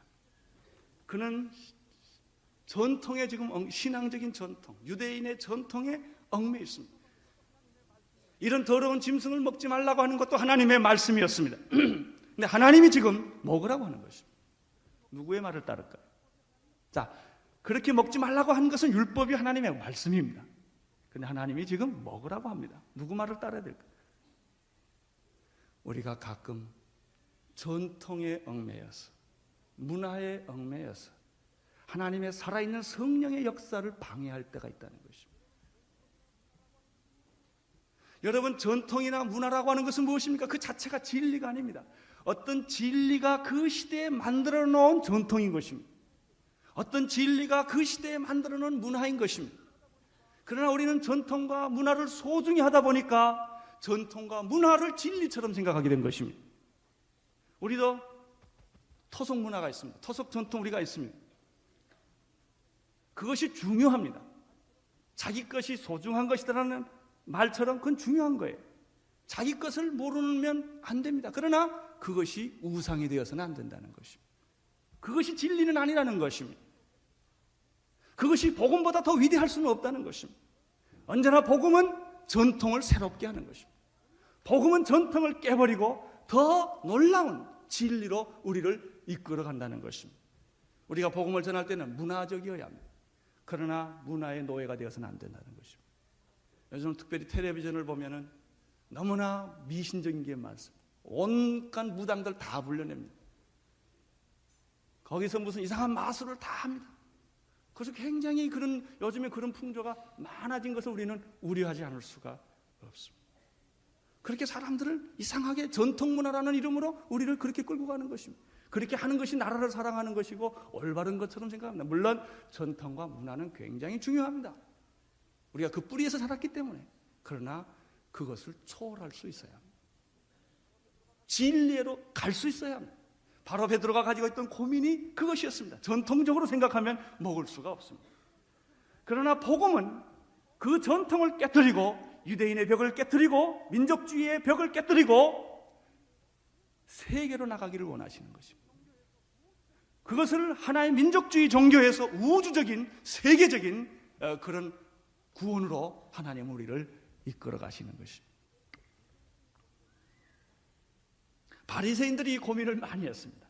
예수님이 나타나셔서 천국 복음을 전했을 때 그들은 전통적인 가치와 예수님이 주시는 메시지와 부딪힌 거예요. 우리가 오늘날 교회에서 오래 살아신 분들이 바로 이런 딜레마에 빠져 있는 것입니다. 성령의 놀라운 역사들이 일어날 때 이것을 받아들여야 되느냐 받아들이지 않느냐, 전통 속에 머물러야 되느냐 새로운 성령의 역사에 우리가 적극적으로 참여해야 되느냐 하는 두 가지 갈등이 똑같이 갖게 되는 것입니다. 전통은 소중합니다. 문화도 소중합니다. 그래서 전통으로 우리가 문화적인 그런 방법을 사용해야 합니다. 그러나 하나님은 전통 안에 갇히지 않는다는 사실. 많은 사람들은 하나님이 자기의 전통 안에 있기를 바랍니다. 자기식으로 하나님이 존재하기를 바랍니다. 하나님은 자기 문화 속에 존재하기를 바라는 것입니다. 그러나 하나님은 문화 안에 계실 수가 없는 분이십니다. 하나님은 문화를 만드시는 분이시지 인간이 만든 전통이나 문화 안에 하나님이 계시지 않는다는 것입니다. 바리새인들은 안식일 문제 가지고 고민을 했습니다. 안식일은 거룩한 날이니 너희들이 거룩하게 지켜라. 그래서 사람들은 그 안식일 지키를 어떻게 지키는 것이 거룩한 것이냐? 그들은 바느질을 2번 하면은 죄가 아니고 3번 하면 노동이다. 그렇게 다 만들어 놨습니다. 몇 킬로까지 가면은 그것은 죄가 안 되고 몇 킬로 이상 가면 그건 노동이다. 글자를 2자 읽은 건 괜찮은데 3자 읽으면 안 된다. 그건 공부하는 것이다. 그건 거룩한 날을 거스리는 것이다. 이렇게 사람들이 다 자기 나름대로 율법을 600몇 가지를 만들어 놨습니다. 그걸 잘 지키면 예수 잘 믿는 사람이고 하나님 잘 믿는 사람이고 그걸 안 지키는 사람은 안 된단 말이죠. 예수님이 안식일날 사람을 고쳤습니다. 그건 노동한 거예요. 사람을 고친 것, 죽을 사람을 살린 것에 대한 관심이 없고 율법에 관심이 있었고 전통에 관심이 있었습니다. 예수님과 바리새인이 부딪히기 시작을 했습니다. 헌금의 문제도 마찬가지입니다. 기도하는 문제도 마찬가지입니다. 모든 문제가 다 걸린 거예요. 분명히 예수님이 하신 것이 옳긴 옳은데 전통적인 생각에서 보니까 이게 다 부딪히는 겁니다. 누구를 따라야 합니까? 하나님께서 구약에 이렇게 이런 음식들은 먹지 말라고 하셨지만은 아니 하나님께서 고치신다는데 먹으라고 그러는데 누가 그거를 말릴 자가 어디 있겠습니까? 베드로가 여기에서 깊은 생각을 하게 됩니다. 하나님의 관심은 이방인들이 구원받는 것입니다. 부정하여 먹을 수 없는 짐승 같은 그런 이방인들이지만 그 음식을 하나님이 깨끗하게 만들어 주신 것처럼 모든 이방인들을 하나님의 백성으로 자녀로 깨끗하게 예수 그리스도의 피로 구원해 주셨다는 사실입니다. 그래서 그 음식을 먹을 뿐만 아니라 이제 유대주의 안에 머물지 않고 예루살렘에 머물지 않고 이 복음이 나가기를 바라는 것입니다. 하나님은 온누리교회에게도 그렇게 하시기를 원하십니다. 온누리교회를 이렇게 부흥시켜 주신 것은 너희들끼리 잘 먹고 친하게 잘 살고 여러분끼리 왕국을 만들려고 하나님이 여기 부흥시켜 준 것이 아니라는 것입니다. 우리에게 오늘 하나님께서 헌금도 주시고 사람도 주시고 방법도 주시고 비전도 주시고 능력도 주신 것은 우리들이 받은 이 은혜를 가지고 나가서 나누어 주라고 하는 하나님의 거룩한 명령이 우리 안에 있는 것입니다. 예수 그리스도의 복음은 여러분에게 갔지만 여러분에게서 끝나기를 원하지 않습니다. 여러분을 통하여 여러분의 학교에, 여러분의 직장에, 여러분의 일터에 살아계신 예수 그리스도의 놀라운 사랑과 능력이 나타나기를 하나님은 원하십니다. 탕자의 비유를 이런 선교적인 각도에서 생각을 해보면 큰 아들은 유태인과 같고 큰 아들은 예수 믿는 사람과 같습니다. 둘째 아들은 이방인과 같고 둘째 아들은 예수 믿지 않는 백성들이며 하나님께서 둘째 아들이 돌아오시기를 기다리는 것입니다. 큰 아들도 그 마음을 갖게 되기를 바랍니다. 그러나 큰 아들은 그 마음을 갖지를 못했습니다. 둘째 아들이 돌아오는 것에 대해서 분노를 했습니다. 나는 하나님을 위해서 이렇게 헌신을 했는데 저렇게 집안의 돈을 다 가져가서 허랑방탕한 자식을 그렇게 환영하는 것에 대해서 첫째 아들이 분노를 했습니다. 하나님이 몹시 마음이 상했던 기록을 우리가 보게 됩니다. 온누리교회가 많은 사역을 합니다. 온누리교회가 많은 축복을 받고 하나님의 일을 하려고 합니다. 그러나 잘 생각하셔야 합니다. 사역 자체를 위해 사역이 존재하지 않습니다. 또 일하다 보면은 사람들 대개 정부 관리들이 그런 거죠. 나라보다는 자기가 중요해요. 그래서 언제나 사역자를 위해서 사역이 필요할 때가 있어요. 그 사람 월급 주기 위해서 일이 필요한 거예요. 그래서 자기가 쫓겨나간다든지 자기가 다치게 되면은 법을 바꾸든다든지 환경을 바꿔버리는 거예요. 그 사역은 그 사람을 위해 있는 게 아닙니다. 그 사역은 사역 자체를 위해 있는 것도 아닙니다. 우리가 교회에서 왜 사역을 합니까? 사역의 주인이신 예수 그리스도를 위해서 하는 겁니다. 그분의 영광을 위하여 일을 하는 것이 사역의 본질적인 목적입니다. 17절 18절을 함께 읽도록 하겠습니다. 시작.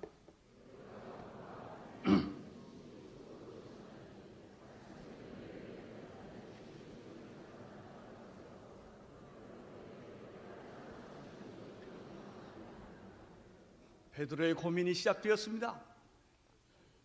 나는 거룩하지 않는 것을 절대 먹어본 일도 없고 안 먹겠습니다. 이렇게 그랬어요. 내가 깨끗하게 했는데 왜 내가 더럽다고 그러냐? 하나님이 야단을 쳤습니다. 그것도 3번씩이나. 베드로는 참 대단한 사람이에요. 그래도 순종 안 해요. 고민해요. 가끔 우리가 하나님의 명령이 떨어지면 순종하기보다는 고민한 사람들이 많아요. 할까 말까. 고민하지 않기를 바랍니다. 고민한다고 해서 되는 게 아니에요. 하나님이 아브라함에게 갈대아 우르를 떠나라고 그랬어요. 너희 본토 친척 아비의 집을 떠나라. 그게 쉬운 일인 줄 아세요? 이런 모험을 해보지 않는 사람은 신앙에 입문을 하지 않았다고 말해도 과언이 아닙니다. 다 자기가 편안하게 자기의 안정권 속에 자기의 모든 세큐리티가 보장되어 있는 그런 것 속에 있으면서 예수 잘 믿겠다는 거예요. 신앙은 뿌리를 흔들어 놓는 겁니다. 너의 근거를 흔들어 놓는 것입니다. 그리고도 너희 하나님이냐? 그리고 너 하나님 믿을 거냐? 하나님을 신뢰할 거냐? 이렇게 묻는 거예요. 그게 아브라함에게 하나님이 도전하신 거예요. 모세를 하나님이 흔들어 놨어요. 애굽의 왕에서부터 그는 광야에 가서 아무것도 아닌 존재로 버려버린 겁니다. 거기에서 믿음이 생긴 겁니다. 여러분 절대로 온실에서 신앙이 안전합니다. 아니라는 환경 속에서 예수 잘 믿기를 바라지 마십시오. 하나님은 어쩌보면 우리의 존재의 근거를 근본적으로 흔들어 놓는 거예요. 누가 예수 제일 잘 믿느냐면요, 사형 선고받은 사람들. 당신 3개월밖에 못 삽니다. 이 말 딱 들으면 정신이 바짝 나는 겁니다. 정말 신앙이 뭔지를 압니다. 집에 한번 불러 확 나와야 돼요. 그래야 근거를 흔들어 놔야 하나님하고 나하고 1대1로 대결을 하는 거예요. 모든 거 다 돼 있고 은행에 돈이 있고 집이 있고 직장이 있고 백이 있고 전부 사람들이 사건이 탁 터지면 제일 먼저 하나님 안 찾고 배경부터 찾잖아요. 자기 도와줄 사람 쫙 찾고 돈 찾고 이래가지고 일 해결하지 않습니까? 거기에 무슨 신앙이 있어요? 거기서 무슨 하나님을 의지하는 거예요? 없다고요. 존재의 근거가 흔들려 봐야 정말 내가 하나님 믿는가? 이런 것들을 우리가 확인하게 되는 것입니다. 베드로가 고민을 했어요. 바로 그 고민하는 바로 그때, 고민이 한참 시작됐던 그때 자기 집에 노크 소리가 들린 거예요. 그때는 초인종이 없었겠지만 누가 찾아왔습니다. 고넬료의 종이 찾아온 거예요. 여기서 우리는 하나님의 성령의 역사가 얼마나 절묘하다는 것을 느끼게 됩니다. 신앙이란 바로 이런 긴장감에 다 되는 것 같으나 결정적인 순간에 안 되고요. 안 될 것 같은데 결정적인 순간이 되는 거고요. 이런 그냥 불꽃 튀기는 이런 긴장감 속에 사는 게 이게 예수 믿는 겁니다. 이게. 그런 것도 없이 무슨 재미로 예수 믿습니까? 이 성령의 역사가 막 살아 움직이는 거예요. 성령의 역사는 그게 교과서적인 것이 아닙니다. 내가 죽느냐 사느냐, 정말 내가 모든 걸 다 잃어버리느냐, 이런 절대 위기 속에서도 하나님의 신실함을 믿으면서, 그게 바로 요셉 아닙니까? 감옥에 들어가고 그 우물 속에 들어가고 그냥 오해를 받고 고난을 겪고 그러면서도 하나님이 절묘하게 그때마다 길을 열어주시고, 바로 이런 겁니다. 이런 것의 연속이에요. 주님 갈 때까지 이게 계속되는 거예요. 그래서 우리가 기도하지 않을 수가 없는 거예요. 바로 이런 것들을 여기서 봅니다. 절묘하게 바로 베드로가 심각하게 고민할 때 사람이 찾아온 거예요. 사람이 찾아왔습니다. 베드로가 그 사람을 맞이하러 바로 나가려는 바로 그 순간에 성령님께서 베드로에게 음성을 들려줍니다. 19절입니다. 19절 시작.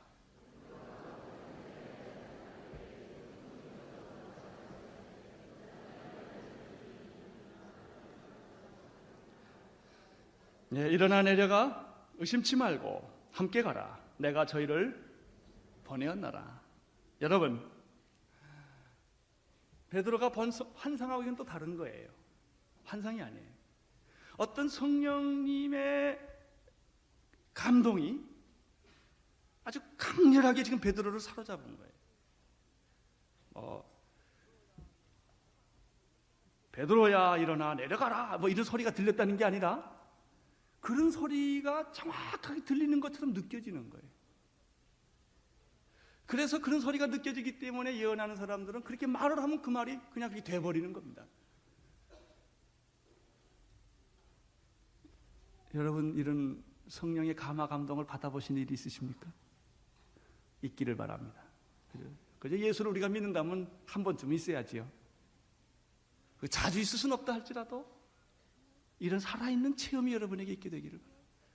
여러분의 인생의 가장 중요한 시간에, 결정적인 시간에 하나님의 인도함을 받는 거예요. 이런 인도함을 받으면 그것이 결과가 좋든 나쁘든, 가능하든 안 가능하든 중요하지 확신이 생겨요. 두려움이 없어져요. 그냥 그 길로 가는 거예요. 베드로는 분명히 성령의 사람이었고 성령의 음성을 들었습니다. 자주 들었다 이렇게 말할 수는 없지만 중요하고 결정적인 시간에 그런 성령의 인도함이 있었다는 것이죠. 저는 온누리교회를 여기까지 목회하면서 분명히 이러한 성령의 인도하심이나 음성이 있었던 것을 고백합니다. 그 중에 하나가 성령 사역으로 제가 돌이킬 때 그것은 분명한 제가 인도함을 받고 한 겁니다. 그래서 누가 반대하고 뭐라고 그래도 그건 내가 바꿀 수도 없습니다. 그건 하나님이 나에게 주신 감동이기 때문에. 그런 일들이 온누리교회 목회하면서 있습니다. 이것이 바로 온누리교회 방향이었던 것입니다. 제가 인위적으로 공부하고 책을 봐서 하는 게 아닙니다. 누가 그렇게 하면 좋대더라 해서 하는 게 아닙니다. 이것은 내 신앙 고백이고 성령의 감동이고 하나님의 인도하심이었던 것입니다. 그것이 바로 온누리교회에게 맡겨주신 나의 사명이었던 것입니다. 나는 여러분에게도 이런 여러분의 생애를 인도하는 하나님의 거룩한 인도함이 있게 되기를 바랍니다. 사람하고 의논하거나 책을 보고 연구해서 만들어진 것이거나 세상의 풍습에 따라 하는 것이 아니라 여러분의 인생을 걸어감에 있어서 이것은 하나님의 뜻이다. 하나님이 나를 이 길로 가게 하신다라는 그런 확신이 있어야 합니다. 그런 분명한 인도함이 있어야 하는 것입니다. 적어도 예수를 믿는다고 했을 때 우리가 예수를 관념으로 믿는 게 아닙니다. 지식으로 믿는 게 아닙니다. 예수를 믿는다고 하는 것은 하나의 경험이나 과학이나 상식이 아닌 것입니다. 그것은 분명히 하나님과의 나와의 영적인 관계인 것입니다. 그것은 교회적으로도 올 수가 있고 개인적으로도 올 수가 있는 것입니다. 그런 것들이 자주 있다고 말할 수도 있겠지만 그러나 여러분의 생에 결정적이고 중요한 인생의 가장 큰 길은 하나님이 친히 인도하신다는 사실입니다. 큰 결정들, 중요한 결정들, 그것을 위해서 우리가 너무나 기도하는 시간을 안 가졌다는 데 문제가 있습니다. 하나님의 음성을 안 들려줬다는 데 문제가 있는 것이 아니라 여러분이 그것을 위해서 무릎을 꿇고 기도를 하고 금식을 하고 기다리는 그런 시간이 너무나 약하다는 데 문제가 있는 것입니다. 한번 해보십시오. 그런 시간을 가져보십시오. 결사적으로 심혈을 기울여서 하나님이 여러분에게 역사하실 것입니다. 베드로에게 나타난 성령의 음성은 세 가지입니다. 내가 찾아온 사람들이 있는데 그 두 사람이 초청에 내가 예스를 하라 그에게. 그 다음에 그 사람들을 의심하지 말라 그런 얘기예요. 그리고 그 사람들은 내가 보냈다 그런 내용입니다. 21절과 22절을 보시기를 바랍니다. 시작.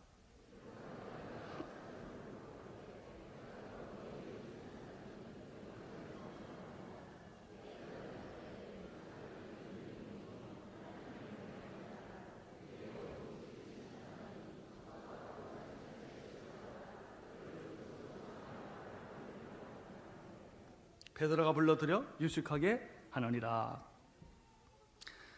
이런 성령의 음성을 들었을 때 베드로는 모든 선입관과 종교적인 전통을 그 즉시 포기를 했습니다.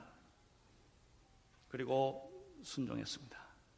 그가 환상을 보고 순종한 것이 아니라 성령의 음성을 듣고 순종을 한 것입니다. 이것이 복음의 능력이요 성령의 능력입니다. 여러분, 우리가 인생을 살아나갈 때 크고 작은 불가능들이 우리 주위에 많습니다. 고통도 있습니다. 고통은 부자들에게는 없는가? 권력 있는 사람들에게는 없는가? 그렇지 않습니다. 장군에게 없는 고민이 쫄병에게 있습니다. 쫄병에게 없는 고민이 장군에게 있습니다. 쫄병은 감히 상상 못하는 고민이 장군에게 있습니다. 부자에게 없는 고민이 가난한 자들에게 있습니다. 돈이 없는 고민에. 동시에 가난한 자들에게 없는 고민이 부자들에게 있습니다. 가난한 자들은 없는 가운데 행복할 수가 있지만 부자들 가운데 행복한 분이 별로 많지 않습니다. 타 사람은 그 나름대로 하나님 앞에서 해결받아야 할 문제들을 가지고 있어요.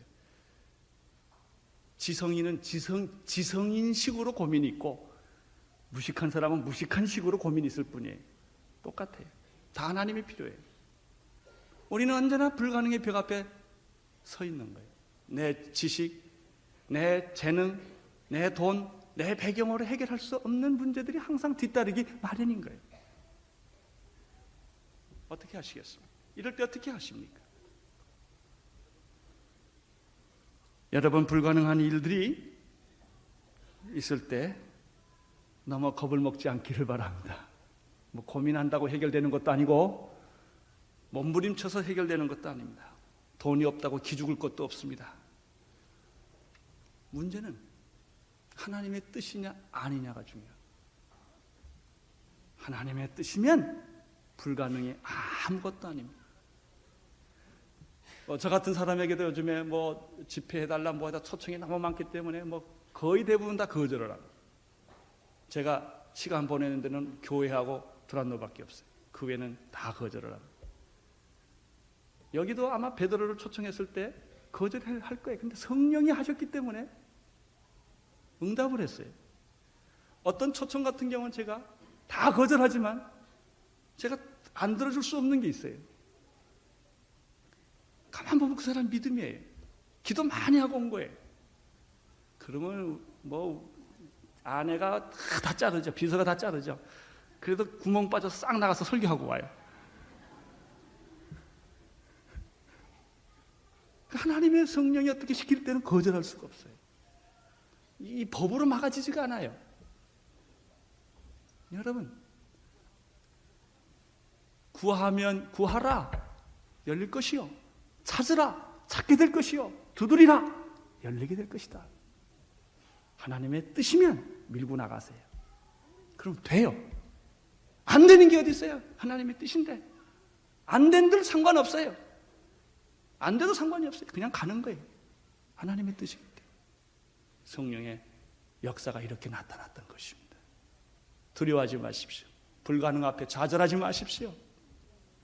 믿고 기도하고 이게 하나님의 뜻이고 하나님이 기뻐하는 일이라면 어린아이 같이 여리고를 향하여 돌진하십시오.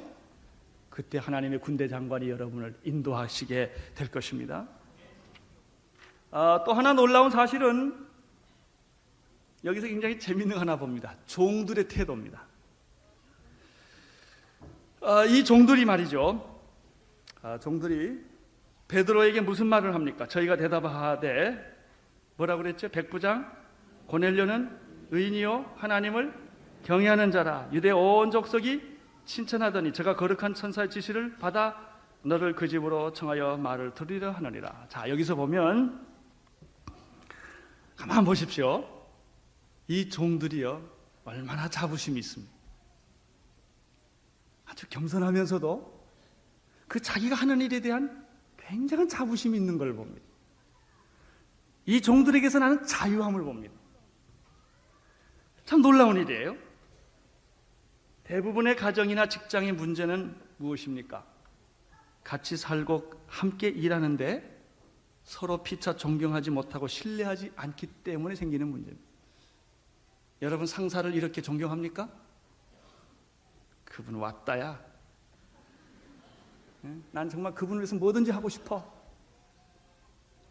그러면 무슨 일이 돼도 피곤치 않는 법입니다. 나는 모든 아내가 우리 남편은 보증수표야. 내가 살아봤는데 분명해. 괜찮아. 좋아. 이 말을 들으면 그 부인은 무슨 고생을 해도 행복합니다. 근데 아무리 돈을 갖다 주고 옷을 사다 주고 반지를 사다 줘도 이 신뢰가 무너지면 피곤한 거예요. 나는 여러분의 아내가 그런 사람이기를 바랍니다. 남편들이 생각하기를 내 와이프는 어떤 상황에서 나를 믿는다. 이게 있어야 합니다. 이게 부부입니다. 내가 일하는 직장의 상사가 그분은 의인이요. 여기 이 사람들이 그랬잖아요. 고넬료는 의인이요 하나님을 경외하는 자요 온 유대의 칭찬을 받는 사람이고 그는 천사의 음성까지 듣는 사람이다. 아니 종이 이렇게 신뢰하면 그때는 더 이상 물질적 관계가 아니에요. 대부분의 사람들은 돈 줘서 고용해서 갖는 관계지 그런 사랑과 존경의 관계가 아니라는 것입니다. 그렇기 때문에 피곤한 거예요. 다 사람이 인격이 아니라 물건이고 이용할 가치이기 때문에 피곤한 거예요. 돈을 줘도 피곤하고 받아도 피곤한 거예요. 일을 해도 피곤하고 일을 안 해도 피곤한 거예요. 외롭고 고독한 겁니다. 그렇게 부부가 오래 살았건만 부부는 서로 외롭고 고독합니다. 너는 너고 나는 나고 내 스타킹은 내 스타킹이고 내 양말은 내 양말. 그러나 서로 신뢰하고 존경하고 믿어줄 때 내 남편은 이런 사람입니다. 내가 남편을 위해서 무슨 일을 못하겠습니까? 도둑질도 하지요. 이렇게 돼야 됩니다. 이렇게. 이 종에게서 그걸 봅니다.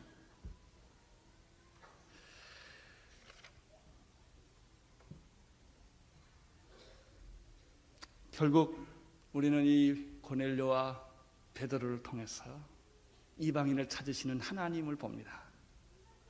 여러분 마음속에도 이 뜨거운 하나님의 열정이, 하나님의 열심이 여러분 안에 있게 되기를 바랍니다. 기도하겠습니다. 하나님 아버지 감사합니다. 주의 성령이 오늘 우리에게 함께 임하여 주셔서 우리에게도 성령의 음성을 듣게 하여 주시옵시고 하나님의 하시는 일들을 느끼게 하여 주시옵소서. 예수님 이름으로 기도드리옵나이다.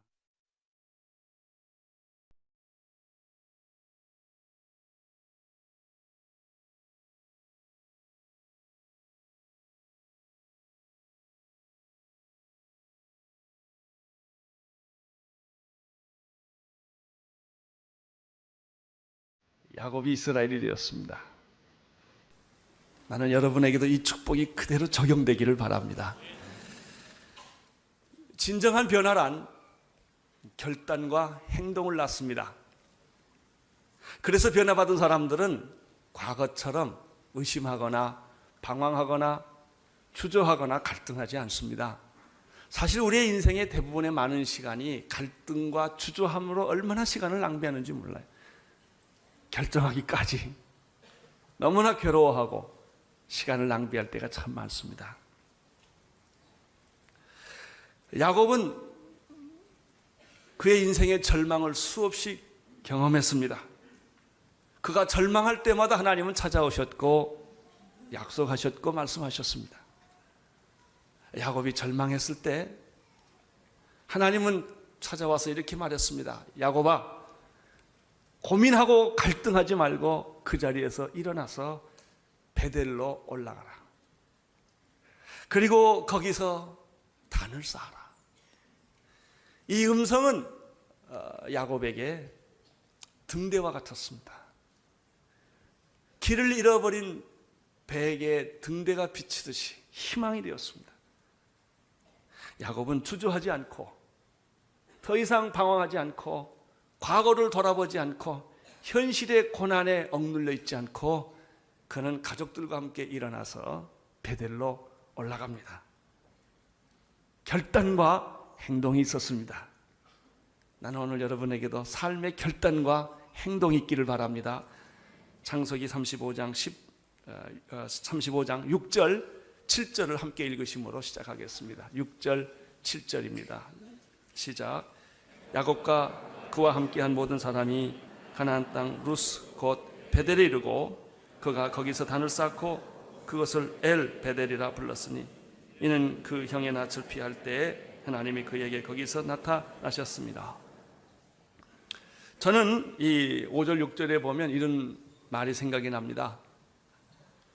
순종보다 더 위대한 믿음이 없다. 믿음의 최대 표현은 순종이다. 그렇습니다. 깨달았으면 결단하고 순종하셔야 합니다. 야곱은 하나님의 음성을 듣고 주저하지 않고 가족들을 데리고 베델로 올라갑니다. 그리고 거기서 그가 약속의 하나님을 만납니다. 그리고 너무나 감격스러워서 그 자리를 엘 베델이라고 불렀습니다. 베델의 하나님. 야곱은 베델의 하나님을 만났습니다. 사람은 누구나 완전하지 않습니다. 아마 죽을 때까지 완전하지 않을 것입니다. 실수도 있고 허물도 있기 마련입니다.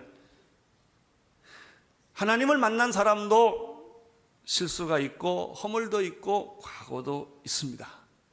그러나 하나님 만난 사람의 특징은 무엇입니까? 과거를 탈출한다는 것입니다. 우리는 지나온 과거를 바꿀 수는 없습니다. 그러나 과거를 탈출할 수는 있습니다. 여러분, 수치스러운 과거, 기억하기 싫은 그런 과거가 우리에게 다 있습니다. 탈출을 해야 미래가 보입니다. 야곱은 하나님의 음성을 듣고 탈출하기 시작을 합니다. 사랑하는 성도 여러분, 과거에 너무 연연하지 마십시오. 여러분의 어리석음과 실수와 허물 때문에 여러분을 너무 괴롭히지 마십시오. 과거는 지나가게 하십시오. 잊어버리십시오. 십자가의 몫을 박으십시오. 지금 우리에게 필요한 것은 과거를 묵상하는 것이 아니라 현재를 탈출하는 것이며 미래를 바라보는 것입니다. 왜냐하면 하나님은 우리에게 밝은 미래를 계획하고 계시기 때문에 그렇습니다. 이 미래가 얼마나 밝으냐 하면요, 천국처럼 밝아요. 결국 하나님 우리가 죽으면 천국으로 이끌어 가시기 때문에 그런 것입니다. 이만큼 밝은 것입니다.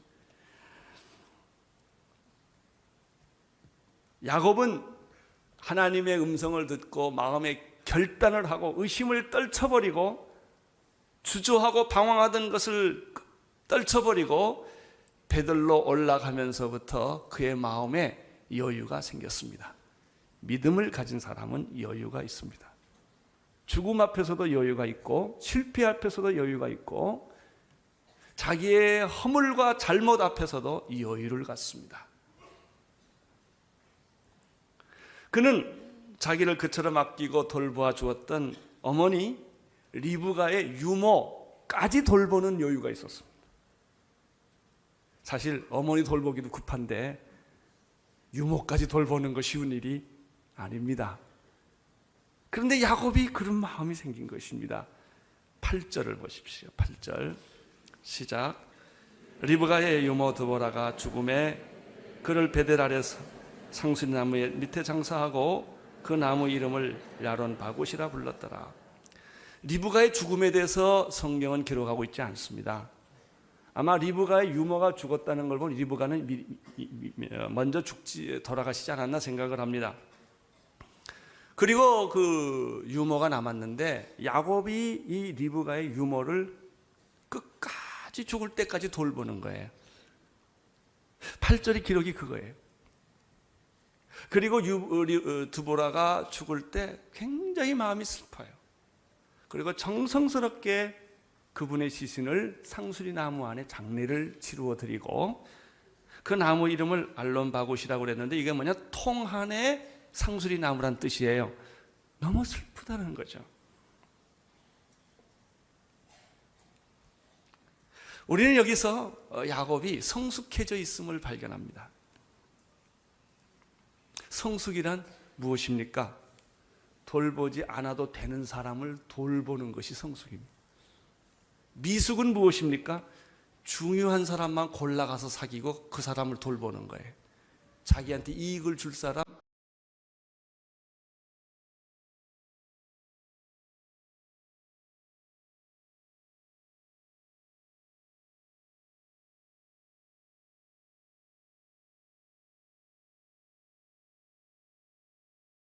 오늘 설교는 오늘 비전과 이렇게 딱 맞아 들어가는 설교입니다. 장자권을 소중히 여겼던 야곱에 관한 얘기입니다. 반대로 에서는 하나님이 주신 축복, 이 장자권을 아주 경홀히 여기고 우습게 생각하다가 참으로 장자권을 다 뺏겨버리는 그런 말씀이 오늘 우리가 들어야 할 말씀입니다. 약속의 자녀인 그 이삭의 아내 리브가의 태에서 20년 만에 수태돼서 자라나고 있던 아이들은 놀랍게도 쌍둥이였습니다.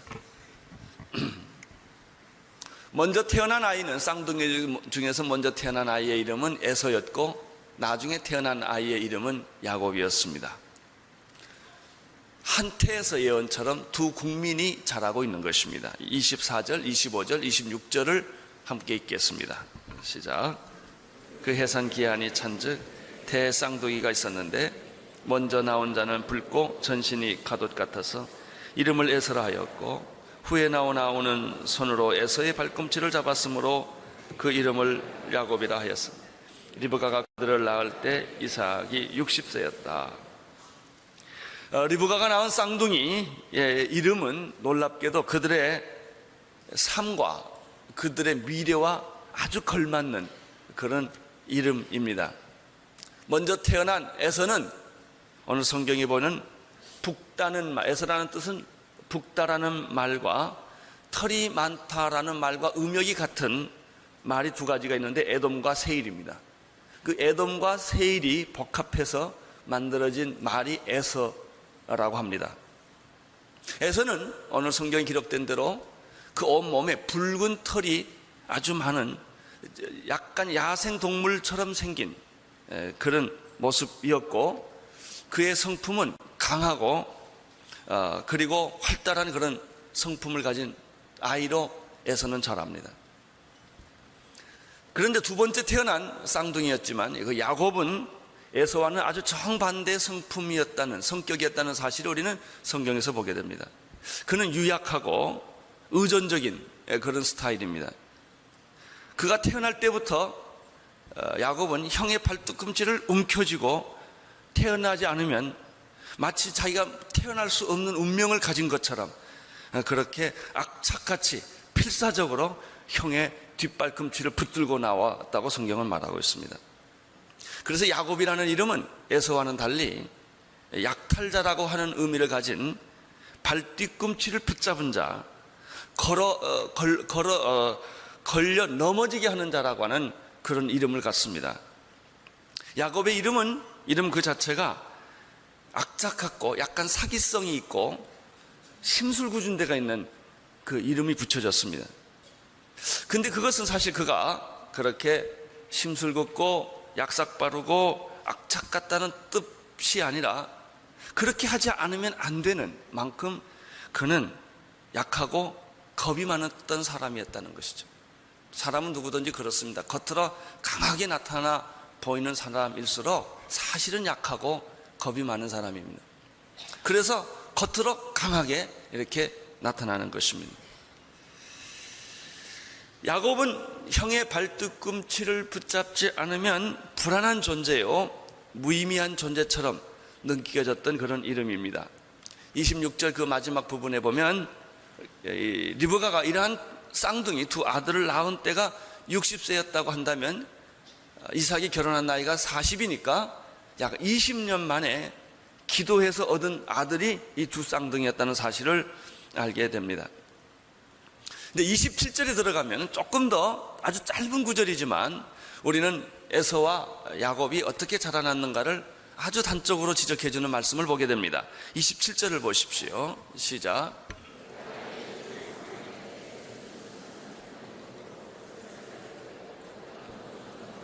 그 아들들이 장성함에 에서는 익숙한 사냥인 거로 들사람이 되었고 야곱은 종용한 사람인 거로 장막에 거했다라고 설명하고 있습니다. 쌍둥이가 아니더라도 우리 주변에서 애들이 다섯, 셋 이렇게 둘씩 자라나는 걸 보면 똑같이 자라난 자녀가 거의 없습니다. 아주 그 한 배에서 나왔는데도 성격과 스타일이 그렇게 다를 수가 없습니다. 아이들이 어떤 자녀는 태어날 때부터 정서적으로 안정이 돼서 잠도 잘 자고 우유도 잘 먹고 아주 무신경하게 그렇게 잘 자라는 아이가 있는 반면에 똑같은 배에서 태어났는데도 아주 신경이 예민하고 그리고 그 항상 불안하고 뭔가 꼭 쥐고 이렇게 기저귀도 꼭 쥐고 이불도 꼭 쥐고 자는 이빨을 젖을 빨아도 세게 빨고 이런 애들이 있습니다. 또 그 똑같이 자랐는데 똑같은 조건에서 태어났는데 어떤 애는 아주 강인한 체력을 가지고 자라나는 반면에 그 자식이 있는 반면에 어떤 자녀는 항상 병원 신세를 져야 되고 아프고 감기 잘 걸리고 뭐 열이 늘 그 감기를 차고 다니는 그런 똑같은 애인데도 그런 애가 있습니다. 어렸을 때 보면 자랄 때부터 어떤 아이는 자기중심적이고 쾌락형의 아이가 있어요. 항상 모든 걸 움켜쥐고 욕심이 많고 그리고 자기중심적인 아이가 있는 반면에 어렸을 때 누가 가르쳐주지도 않는데 항상 남에게 베풀고 심부름 잘해주고 남을 배려해주는 또 그런 아이가 있어요. 또 어떤 자녀를 보면 같은 배에서 태어났는데 말 잘하고 사람 잘 사귀고 활달하고 이런 자녀가 있어요. 뭐 그냥 하나 가지고 있으면 10개를 풀어먹는 그런 자녀가 있는데 또 어떤 자녀는 말을 잘 안 하고 사람하고도 잘 안 사귀고 조용히 혼자 있고 아주 소심한 또 그런 자녀도 있어요. 같은 배에서 태어났는데 이게 성격이 전혀 다르다고 하는 것입니다. 우리는 그러한 사실을 에서와 야곱이라는 두 사람에게서 아주 놀랍게 이런 두 가지 스타일이 있다는 것을 발견합니다. 오늘 27절에 보면 에서는 익숙한 사냥꾼이었고 들사람이었다 이렇게 표현합니다. 남자답고 군인 같고 활달하고 말 잘하고 영웅적인 스타일이 바로 에서입니다. 대개 이런 사람은 또 집을 잘 안 돌봅니다. 그래서 집은 다 팽개치고 들로 산으로 이렇게 막 돌아다닙니다. 그게 에서였습니다. 익숙한 사냥꾼이었다라고 말하는 걸 보면 우리는 사냥꾼, 아주 전문 수렵꾼을 생각할 수 있습니다. 그런 사람들은 며칠 또는 몇 달 동안 집을 나가서 산을 헤맵니다. 어떤 때는 밤을 새기도 하고, 그리고 아주 사나운 짐승을 만나서 생명을 걸고 사투하기도 합니다. 이런 사람들은 그 산이나 들을 다니는데 아주 익숙해서 전술과 전략에 뛰어난 이런 대충 그런 사람들인데, 바로 에서가 그런 사람이었습니다. 그는 익숙한 사냥꾼이요 들사람이었다라는 말을 쓴 걸 보면 여행을 좋아하고 사업을 크게 벌리고 모험심이 강한 개척적인 그런 성향을 가진 사람이었습니다. 언제나 불가능에 도전하고 모험심이 강했을 것입니다. 이것이 바로 에서에 대한 설명을 우리가 이렇게 확대 해석해 보는 것입니다. 그러나 반면에 야곱은 어떤 사람이었습니까? 야곱은 아주 조용한 사람이었고 장마강에 거했다. 그러니까 에서가 들강아지였다면 야곱은 집강아지였습니다. 분명히 내성적이었고 소심했고, 어머니 치맛자락을 붙잡고 부엌에서 맴맴 돌고, 절대로 혼자 어디 가지 못하고, 겁이 많고 무서움을 잘 타는, 그래서 누군가 도와주지 않으면 아무것도 하지 못하는 그런, 나이가 들어도 항상 손 빨고 다니는 그런 스타일의 사람이었다. 조용했고 집 밖에 나가지 않았다는 것입니다. 야곱은 이런 사람일수록 늘 그 소심하고 유약하고 어머니 치맛자락에서 자라는 이런 자녀들은요 고자질을 늘 잘합니다. 이제는 항상 자기 약하니까 고자질을 잘하고, 무슨 일이 생겨도 책임을 잘 안 집니다. 이런 사람은 편하고 쉬운 일만 골라서 하고, 어려운 일은 다 다른 사람한테 맡기고 그렇습니다. 이런 사람의 특징이 또 하나 있어요. 의심이 많습니다. 이 소심하고 유약한 사람들은 대범하지를 못하기 때문에 작은 일도 오해를 많이 하고 의심을 많이 하는 그런 스타일인데, 바로 이 한 배에서 태어난 에서와 야곱이 이런 모습을 가졌다는 것을 성경이 이야기하고 있습니다. 객관적이고 인간적인 측면에서 본다면 남자답고 멋있고 그럴듯해 보인 사람은 누구겠습니까? 야곱이 아니고 에서일 것입니다. 그런데 이러한 전혀 다른 두 스타일을 가진 쌍둥이 에서와 야곱을 가진 부모님의 태도는 이 사람들의 태도보다 더 수상한 데가 많고 이상한 데가 많습니다. 28절을 보십시오. 28절 시작. 이삭은 에서를 사냥하는 고기를 좋아하므로 그를 사랑하고 리브가는 야곱을 사랑하였더라. 문제가 있어요. 자식이 문제가 있는 게 아니라 이러한 두 다른 성격을 가진 자녀를 가진 부모 사이에 문제가 생겼습니다. 아버지 이삭은 병약하고 소심한 야곱을 별로 좋아하지 않습니다. 반대로 씩씩하고 활달한 에서, 그래서 자기가 좋아하는 고기를 늘 사냥해 와서 자기에게 맛있는 것을 대접해주는, 인간관계가 훨씬 부드러운 항상 에서를 그를 좋아합니다. 에서를 특별히 사랑했다고 성경은 말합니다. 이삭은 에서의 사냥한 고기를 좋아하므로 그를 사랑하고 이렇게 됐습니다. 그러니까 어떤 현상이 생겼겠습니까? 그 어머니는 정반대로 가는 겁니다. 형한테 항상 뒤지고 아버지한테 사랑을 별로 받지 못했다고 생각한 나약하고 병약한 이 야곱을 끼고 도는 겁니다. 리브가는 철저하게 야곱 편이었다. 성경은 그렇게 말합니다. 여기 다시 보십시오. 28절. 이삭은 에서의 사냥한 고기를 좋아하므로 그를 사랑했고 리브가는 야곱을 사랑했다. 여기에 가정의 불행이 시작됩니다. 여러분, 한 배에서 나온 자녀가 성격이 달라도 부모는 똑같이 사랑해야 합니다. 그러나 인간의 부모도 어쩔 수 없습니다. 많은 자식 중에 특별히 자기가 더 사랑하는 자녀가 있어서 편애를 한다는 것입니다. 부모들은 그래서는 안 되지만 자녀들에게 편애를 하고 편견을 가지고 대하는 모습을 우리 주변에서 많이 봅니다. 그것 때문에 어린 자녀들은 말없는 상처를 받습니다. 나는 이 집에서 쓸데없는 존재다. 아버지는 날 미워한다. 왜 엄마는 나한테 이렇게 할까? 사랑이라는 이름으로 했었지만 받아들이는 자녀는 그렇지를 않습니다. 저희 가족도 그런 면에서 예외가 아니었습니다. 저희 형님이 목사님이신데 저보다 늦게 목사가 됐습니다. 왜냐하면 아버지가 편애한다고 생각했기 때문에 큰아들보다 작은 아들인 저를 더 사랑한다고 생각을 했어요. 그래서 아버님이, 저희 형님이 아버지에 대한 상처가 참 많았습니다. 그 상처가 회복되질 않았습니다. 나이 40이 될 때까지. 그래서 제 아버님이 장로님이셨는데 스트로크로 쓰러지셨습니다. 그래서 침대에서 5년 동안 대소변 다 받아들이고 음식을 잡수지 못하고 말도 못하고 침대에서 계셨습니다. 돌아가시기 전 얼마 전에 마지막으로 형님하고 화해가 시작됐습니다. 아버지하고. 말 못하는 아버지, 처음에는 항상 피하시던 형님이 면도를 해드리고 밥을 먹여드리고 키스를 하고 안아주고 몸을 닦아주는 일을 했습니다. 저는 그래서 왜 아버님이 5년 동안 침상에서 그렇게 고생을 하셨나고 생각하니까 아들하고 하나님이 화해할 시간을 주기 위해서 그런 시간을 주셨어요. 저희 형님은 아버님이 돌아가실 때는 그 상처를 다 풀고 말 못하시는 아버님을 눈물을 흘리며 껴안고, 그런 아버님은 돌아가셨어요. 이렇게 편애라는 게 무서운 것입니다.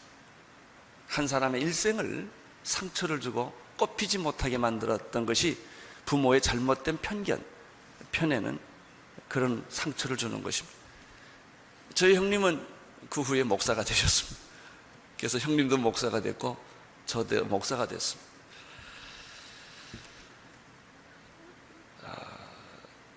똑같이 사랑해야 함에도 불구하고 아버지는 에서를 사랑하고 어머니는 리브가를 사랑했던 이 편애는 인간의 한계고 부모의 한계입니다. 사랑이라는 이름으로 갖는 한계입니다. 자녀는 편견 없이 편애 없이 똑같이 사랑을 받고 자라야 합니다. 나는 여러분의 자녀에게 편견을 갖지 않게 되기를 바라고 편애를 하지 않게 되기를 바랍니다. 똑같이. 사랑하는 입장에서는 항상 공정했지만 받는 사람에게서는 항상 편애로 느끼는 것입니다. 그러면 편애입니다. 왜 아버지는 형님을 더 사랑하고 나를 미워할까? 왜 아버지는 큰아들을 미워하고 둘째 아들이 나를 사랑할까? 이러면 그 일생에 평생 동안 지울 수 없는 상처와 고통이 시작되는 것입니다. 바로 이것이 에서와 야곱의 관계였습니다. 29절 30절 읽어주십시오. 시작. 야곱이 죽을 쑤었더니 에서가 들어서부터 돌아와서 심히 곤비하여 야곱에게 이르되 내가 곤비하니 그 붉은 것을 나로 먹게 하라 한지라. 그러므로 에서의 별명은 에돔. 어떤 의미에서 에서는 열등감이 없는 사람이에요. 야곱은 열등감이 굉장히 많은 사람이에요. 왜? 아버지의 사랑을 못 받았기 때문에 그렇습니다. 똑같은 일도 편애를 하면 작은 아들은 뭐든지 다 용서하고 큰 아들은 뭐든지 다 용서를 안 합니다. 근데 이 대개 아버지는 큰 아들과 상처가 많습니다. 왜냐하면 큰 아들은 스폭스 박사의 일기를 읽고 이상적인 아이를 키우려고 합니다. 그래서 아버지가 의욕이 많아요. 근데 아들이 따라가 주지를 않아요. 그래서 자기가 하지 못했던 것도 애들한테 다 시킵니다. 완벽한 인간을 만들려고 합니다. 그런 우리는 이해할 수 있어요. 아버지가 처음 아버지 돼봤기 때문에 아버지가 어떻게 되는지는 몰라요. 아들도 처음 아들 돼봐가지고 아버지를 어떻게 대해야 되는지 몰라요. 그래서 아들은 아버지하고 항상 싸우고 1대1로 대결을 합니다. 안 지려고 합니다. 아들이. 그래서 한 두서너 번 애 낳고 나면 그때 아버지가 모든 걸 포기하고 세 번쯤 애기 낳으면 다 포기합니다. 다 봐줍니다. 그래서 희생을 누가 당하느냐면 첫째 아들이 당합니다. 왜? 자기도 첫 번째 아들이었고 아버지도 첫 번째 아버지였기 때문에 서로 상처를 한참 주고 난 다음에야 이게 잘못됐구나 라고 그때 후퇴를 하기 시작합니다. 그러나 그때는 이미 다 상처를 주고받은 후입니다. 29절 30절에 보면은 이런 편애를 받은 형제 사이나 언제나 사고가 생기기 마련입니다. 그 사고는 아무것도 아닌 사고입니다. 사실은 단팥죽 사건에 불과합니다. 그러나 이 단팥죽 사고가 이렇게 큰 사고가 될 줄을 누가 알았겠습니까? 야곱이 집강아지니까 밖에 안 나가니까 그는 항상 집에서 어머니 밥해 도와주고 불 떼주고 죽을 쓰는 데는 도사입니다. 그래서 야곱은 죽을 썼습니다. 집에서. 에서가 그때 마침 돌아왔습니다. 사냥해서 아무것도 얻지를 못했을지 모르겠습니다. 몹시 피곤했다고 말했습니다. 내가 곤비하니 그랬어요. 너무너무 배고프고 기진맥진한 바로 그때 집에 돌아와 보니까 아주 맛있는 냄새가 나는 단팥죽을 동생이 끓이고 있습니다. 견디지 못한 에서는 아주 조급하게 야곱에게 말합니다. 단팥죽 한 그릇을 달라고 말합니다.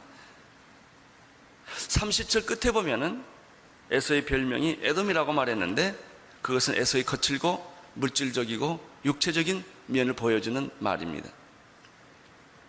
에서는 영적인 데는 관심이 없는 사람입니다.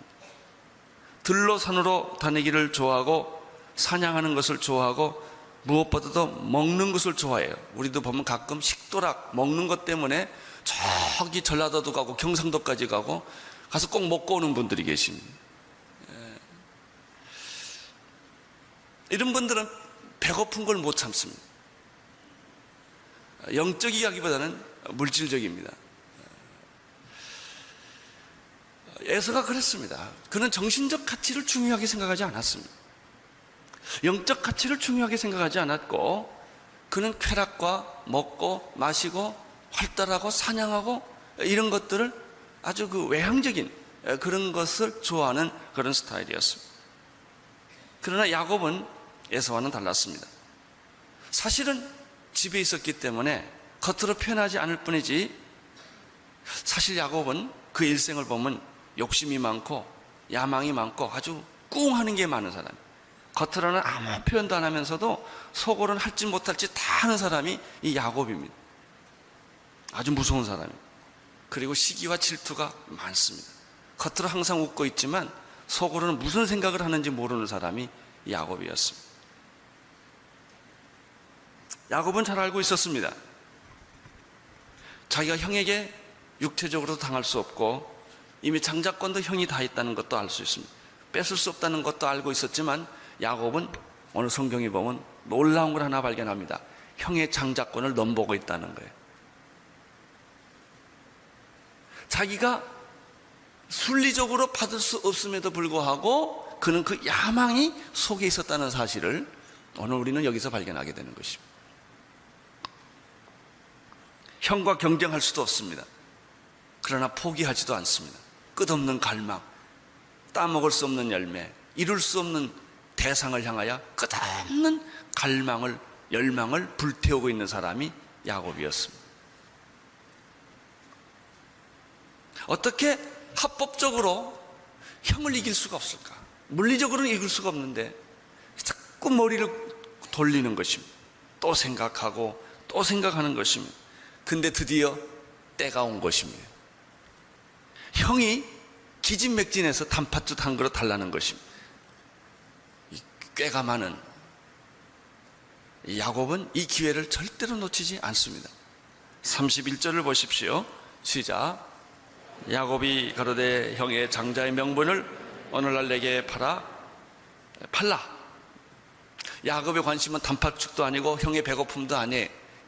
때만 되면, 기회가 되면 어떻게 해서든지 합법적으로 형의 장자권을 갖고 싶은 거예요. 여러분, 이렇게 갖는다고 뭐 장자권이 가져지겠습니까? 근데 야곱의 생각은 달라요. 야곱은 장자권의 축복이 무엇이며 정신적 가치가 무엇인지를 아는 사람이었어요. 에서는 물질적 가치관을 가졌던 사람이고 야곱은 영적인 가치, 정신적 가치가 중요한 것을 알았던 사람이에요. 그는 가당치도 않는 이러한 야망과 목표를 결코 포기하지 않았고 배가 고파 죽게 된 에서에게 단팥죽 한 그릇을 주면서 형, 내가 이거 줄 테니까 장자권 나한테 팔어 라고 말을 한 거예요. 여기서 우리는 배워야 할 게 몇 가지가 있어요. 배워서는 안 될 게가 있고 배울 게 있습니다. 비록 야곱이 내성적이고 병약한 사람이고 형의 그늘에서 살아왔던 사람이지만 그가 그에게 배울 것이 하나 있습니다. 장자권의 명분이 얼마나 중요하다는 것을 그는 알고 있었다는 것이죠. 가난해도 좋다, 집 없어도 좋다, 다 포기하겠다. 그러나 이것만은 내가 가져야 되겠다 라는 생각을 야곱이 하고 있었다는 거예요. 이것을 우리는 높이 사야 합니다. 영적 가치, 정신적 가치가 내가 지금 당장 배부르고 쾌락을 누리고 많은 걸 소유하고 누리는 것보다 얼마나 중요한가 하는 거예요.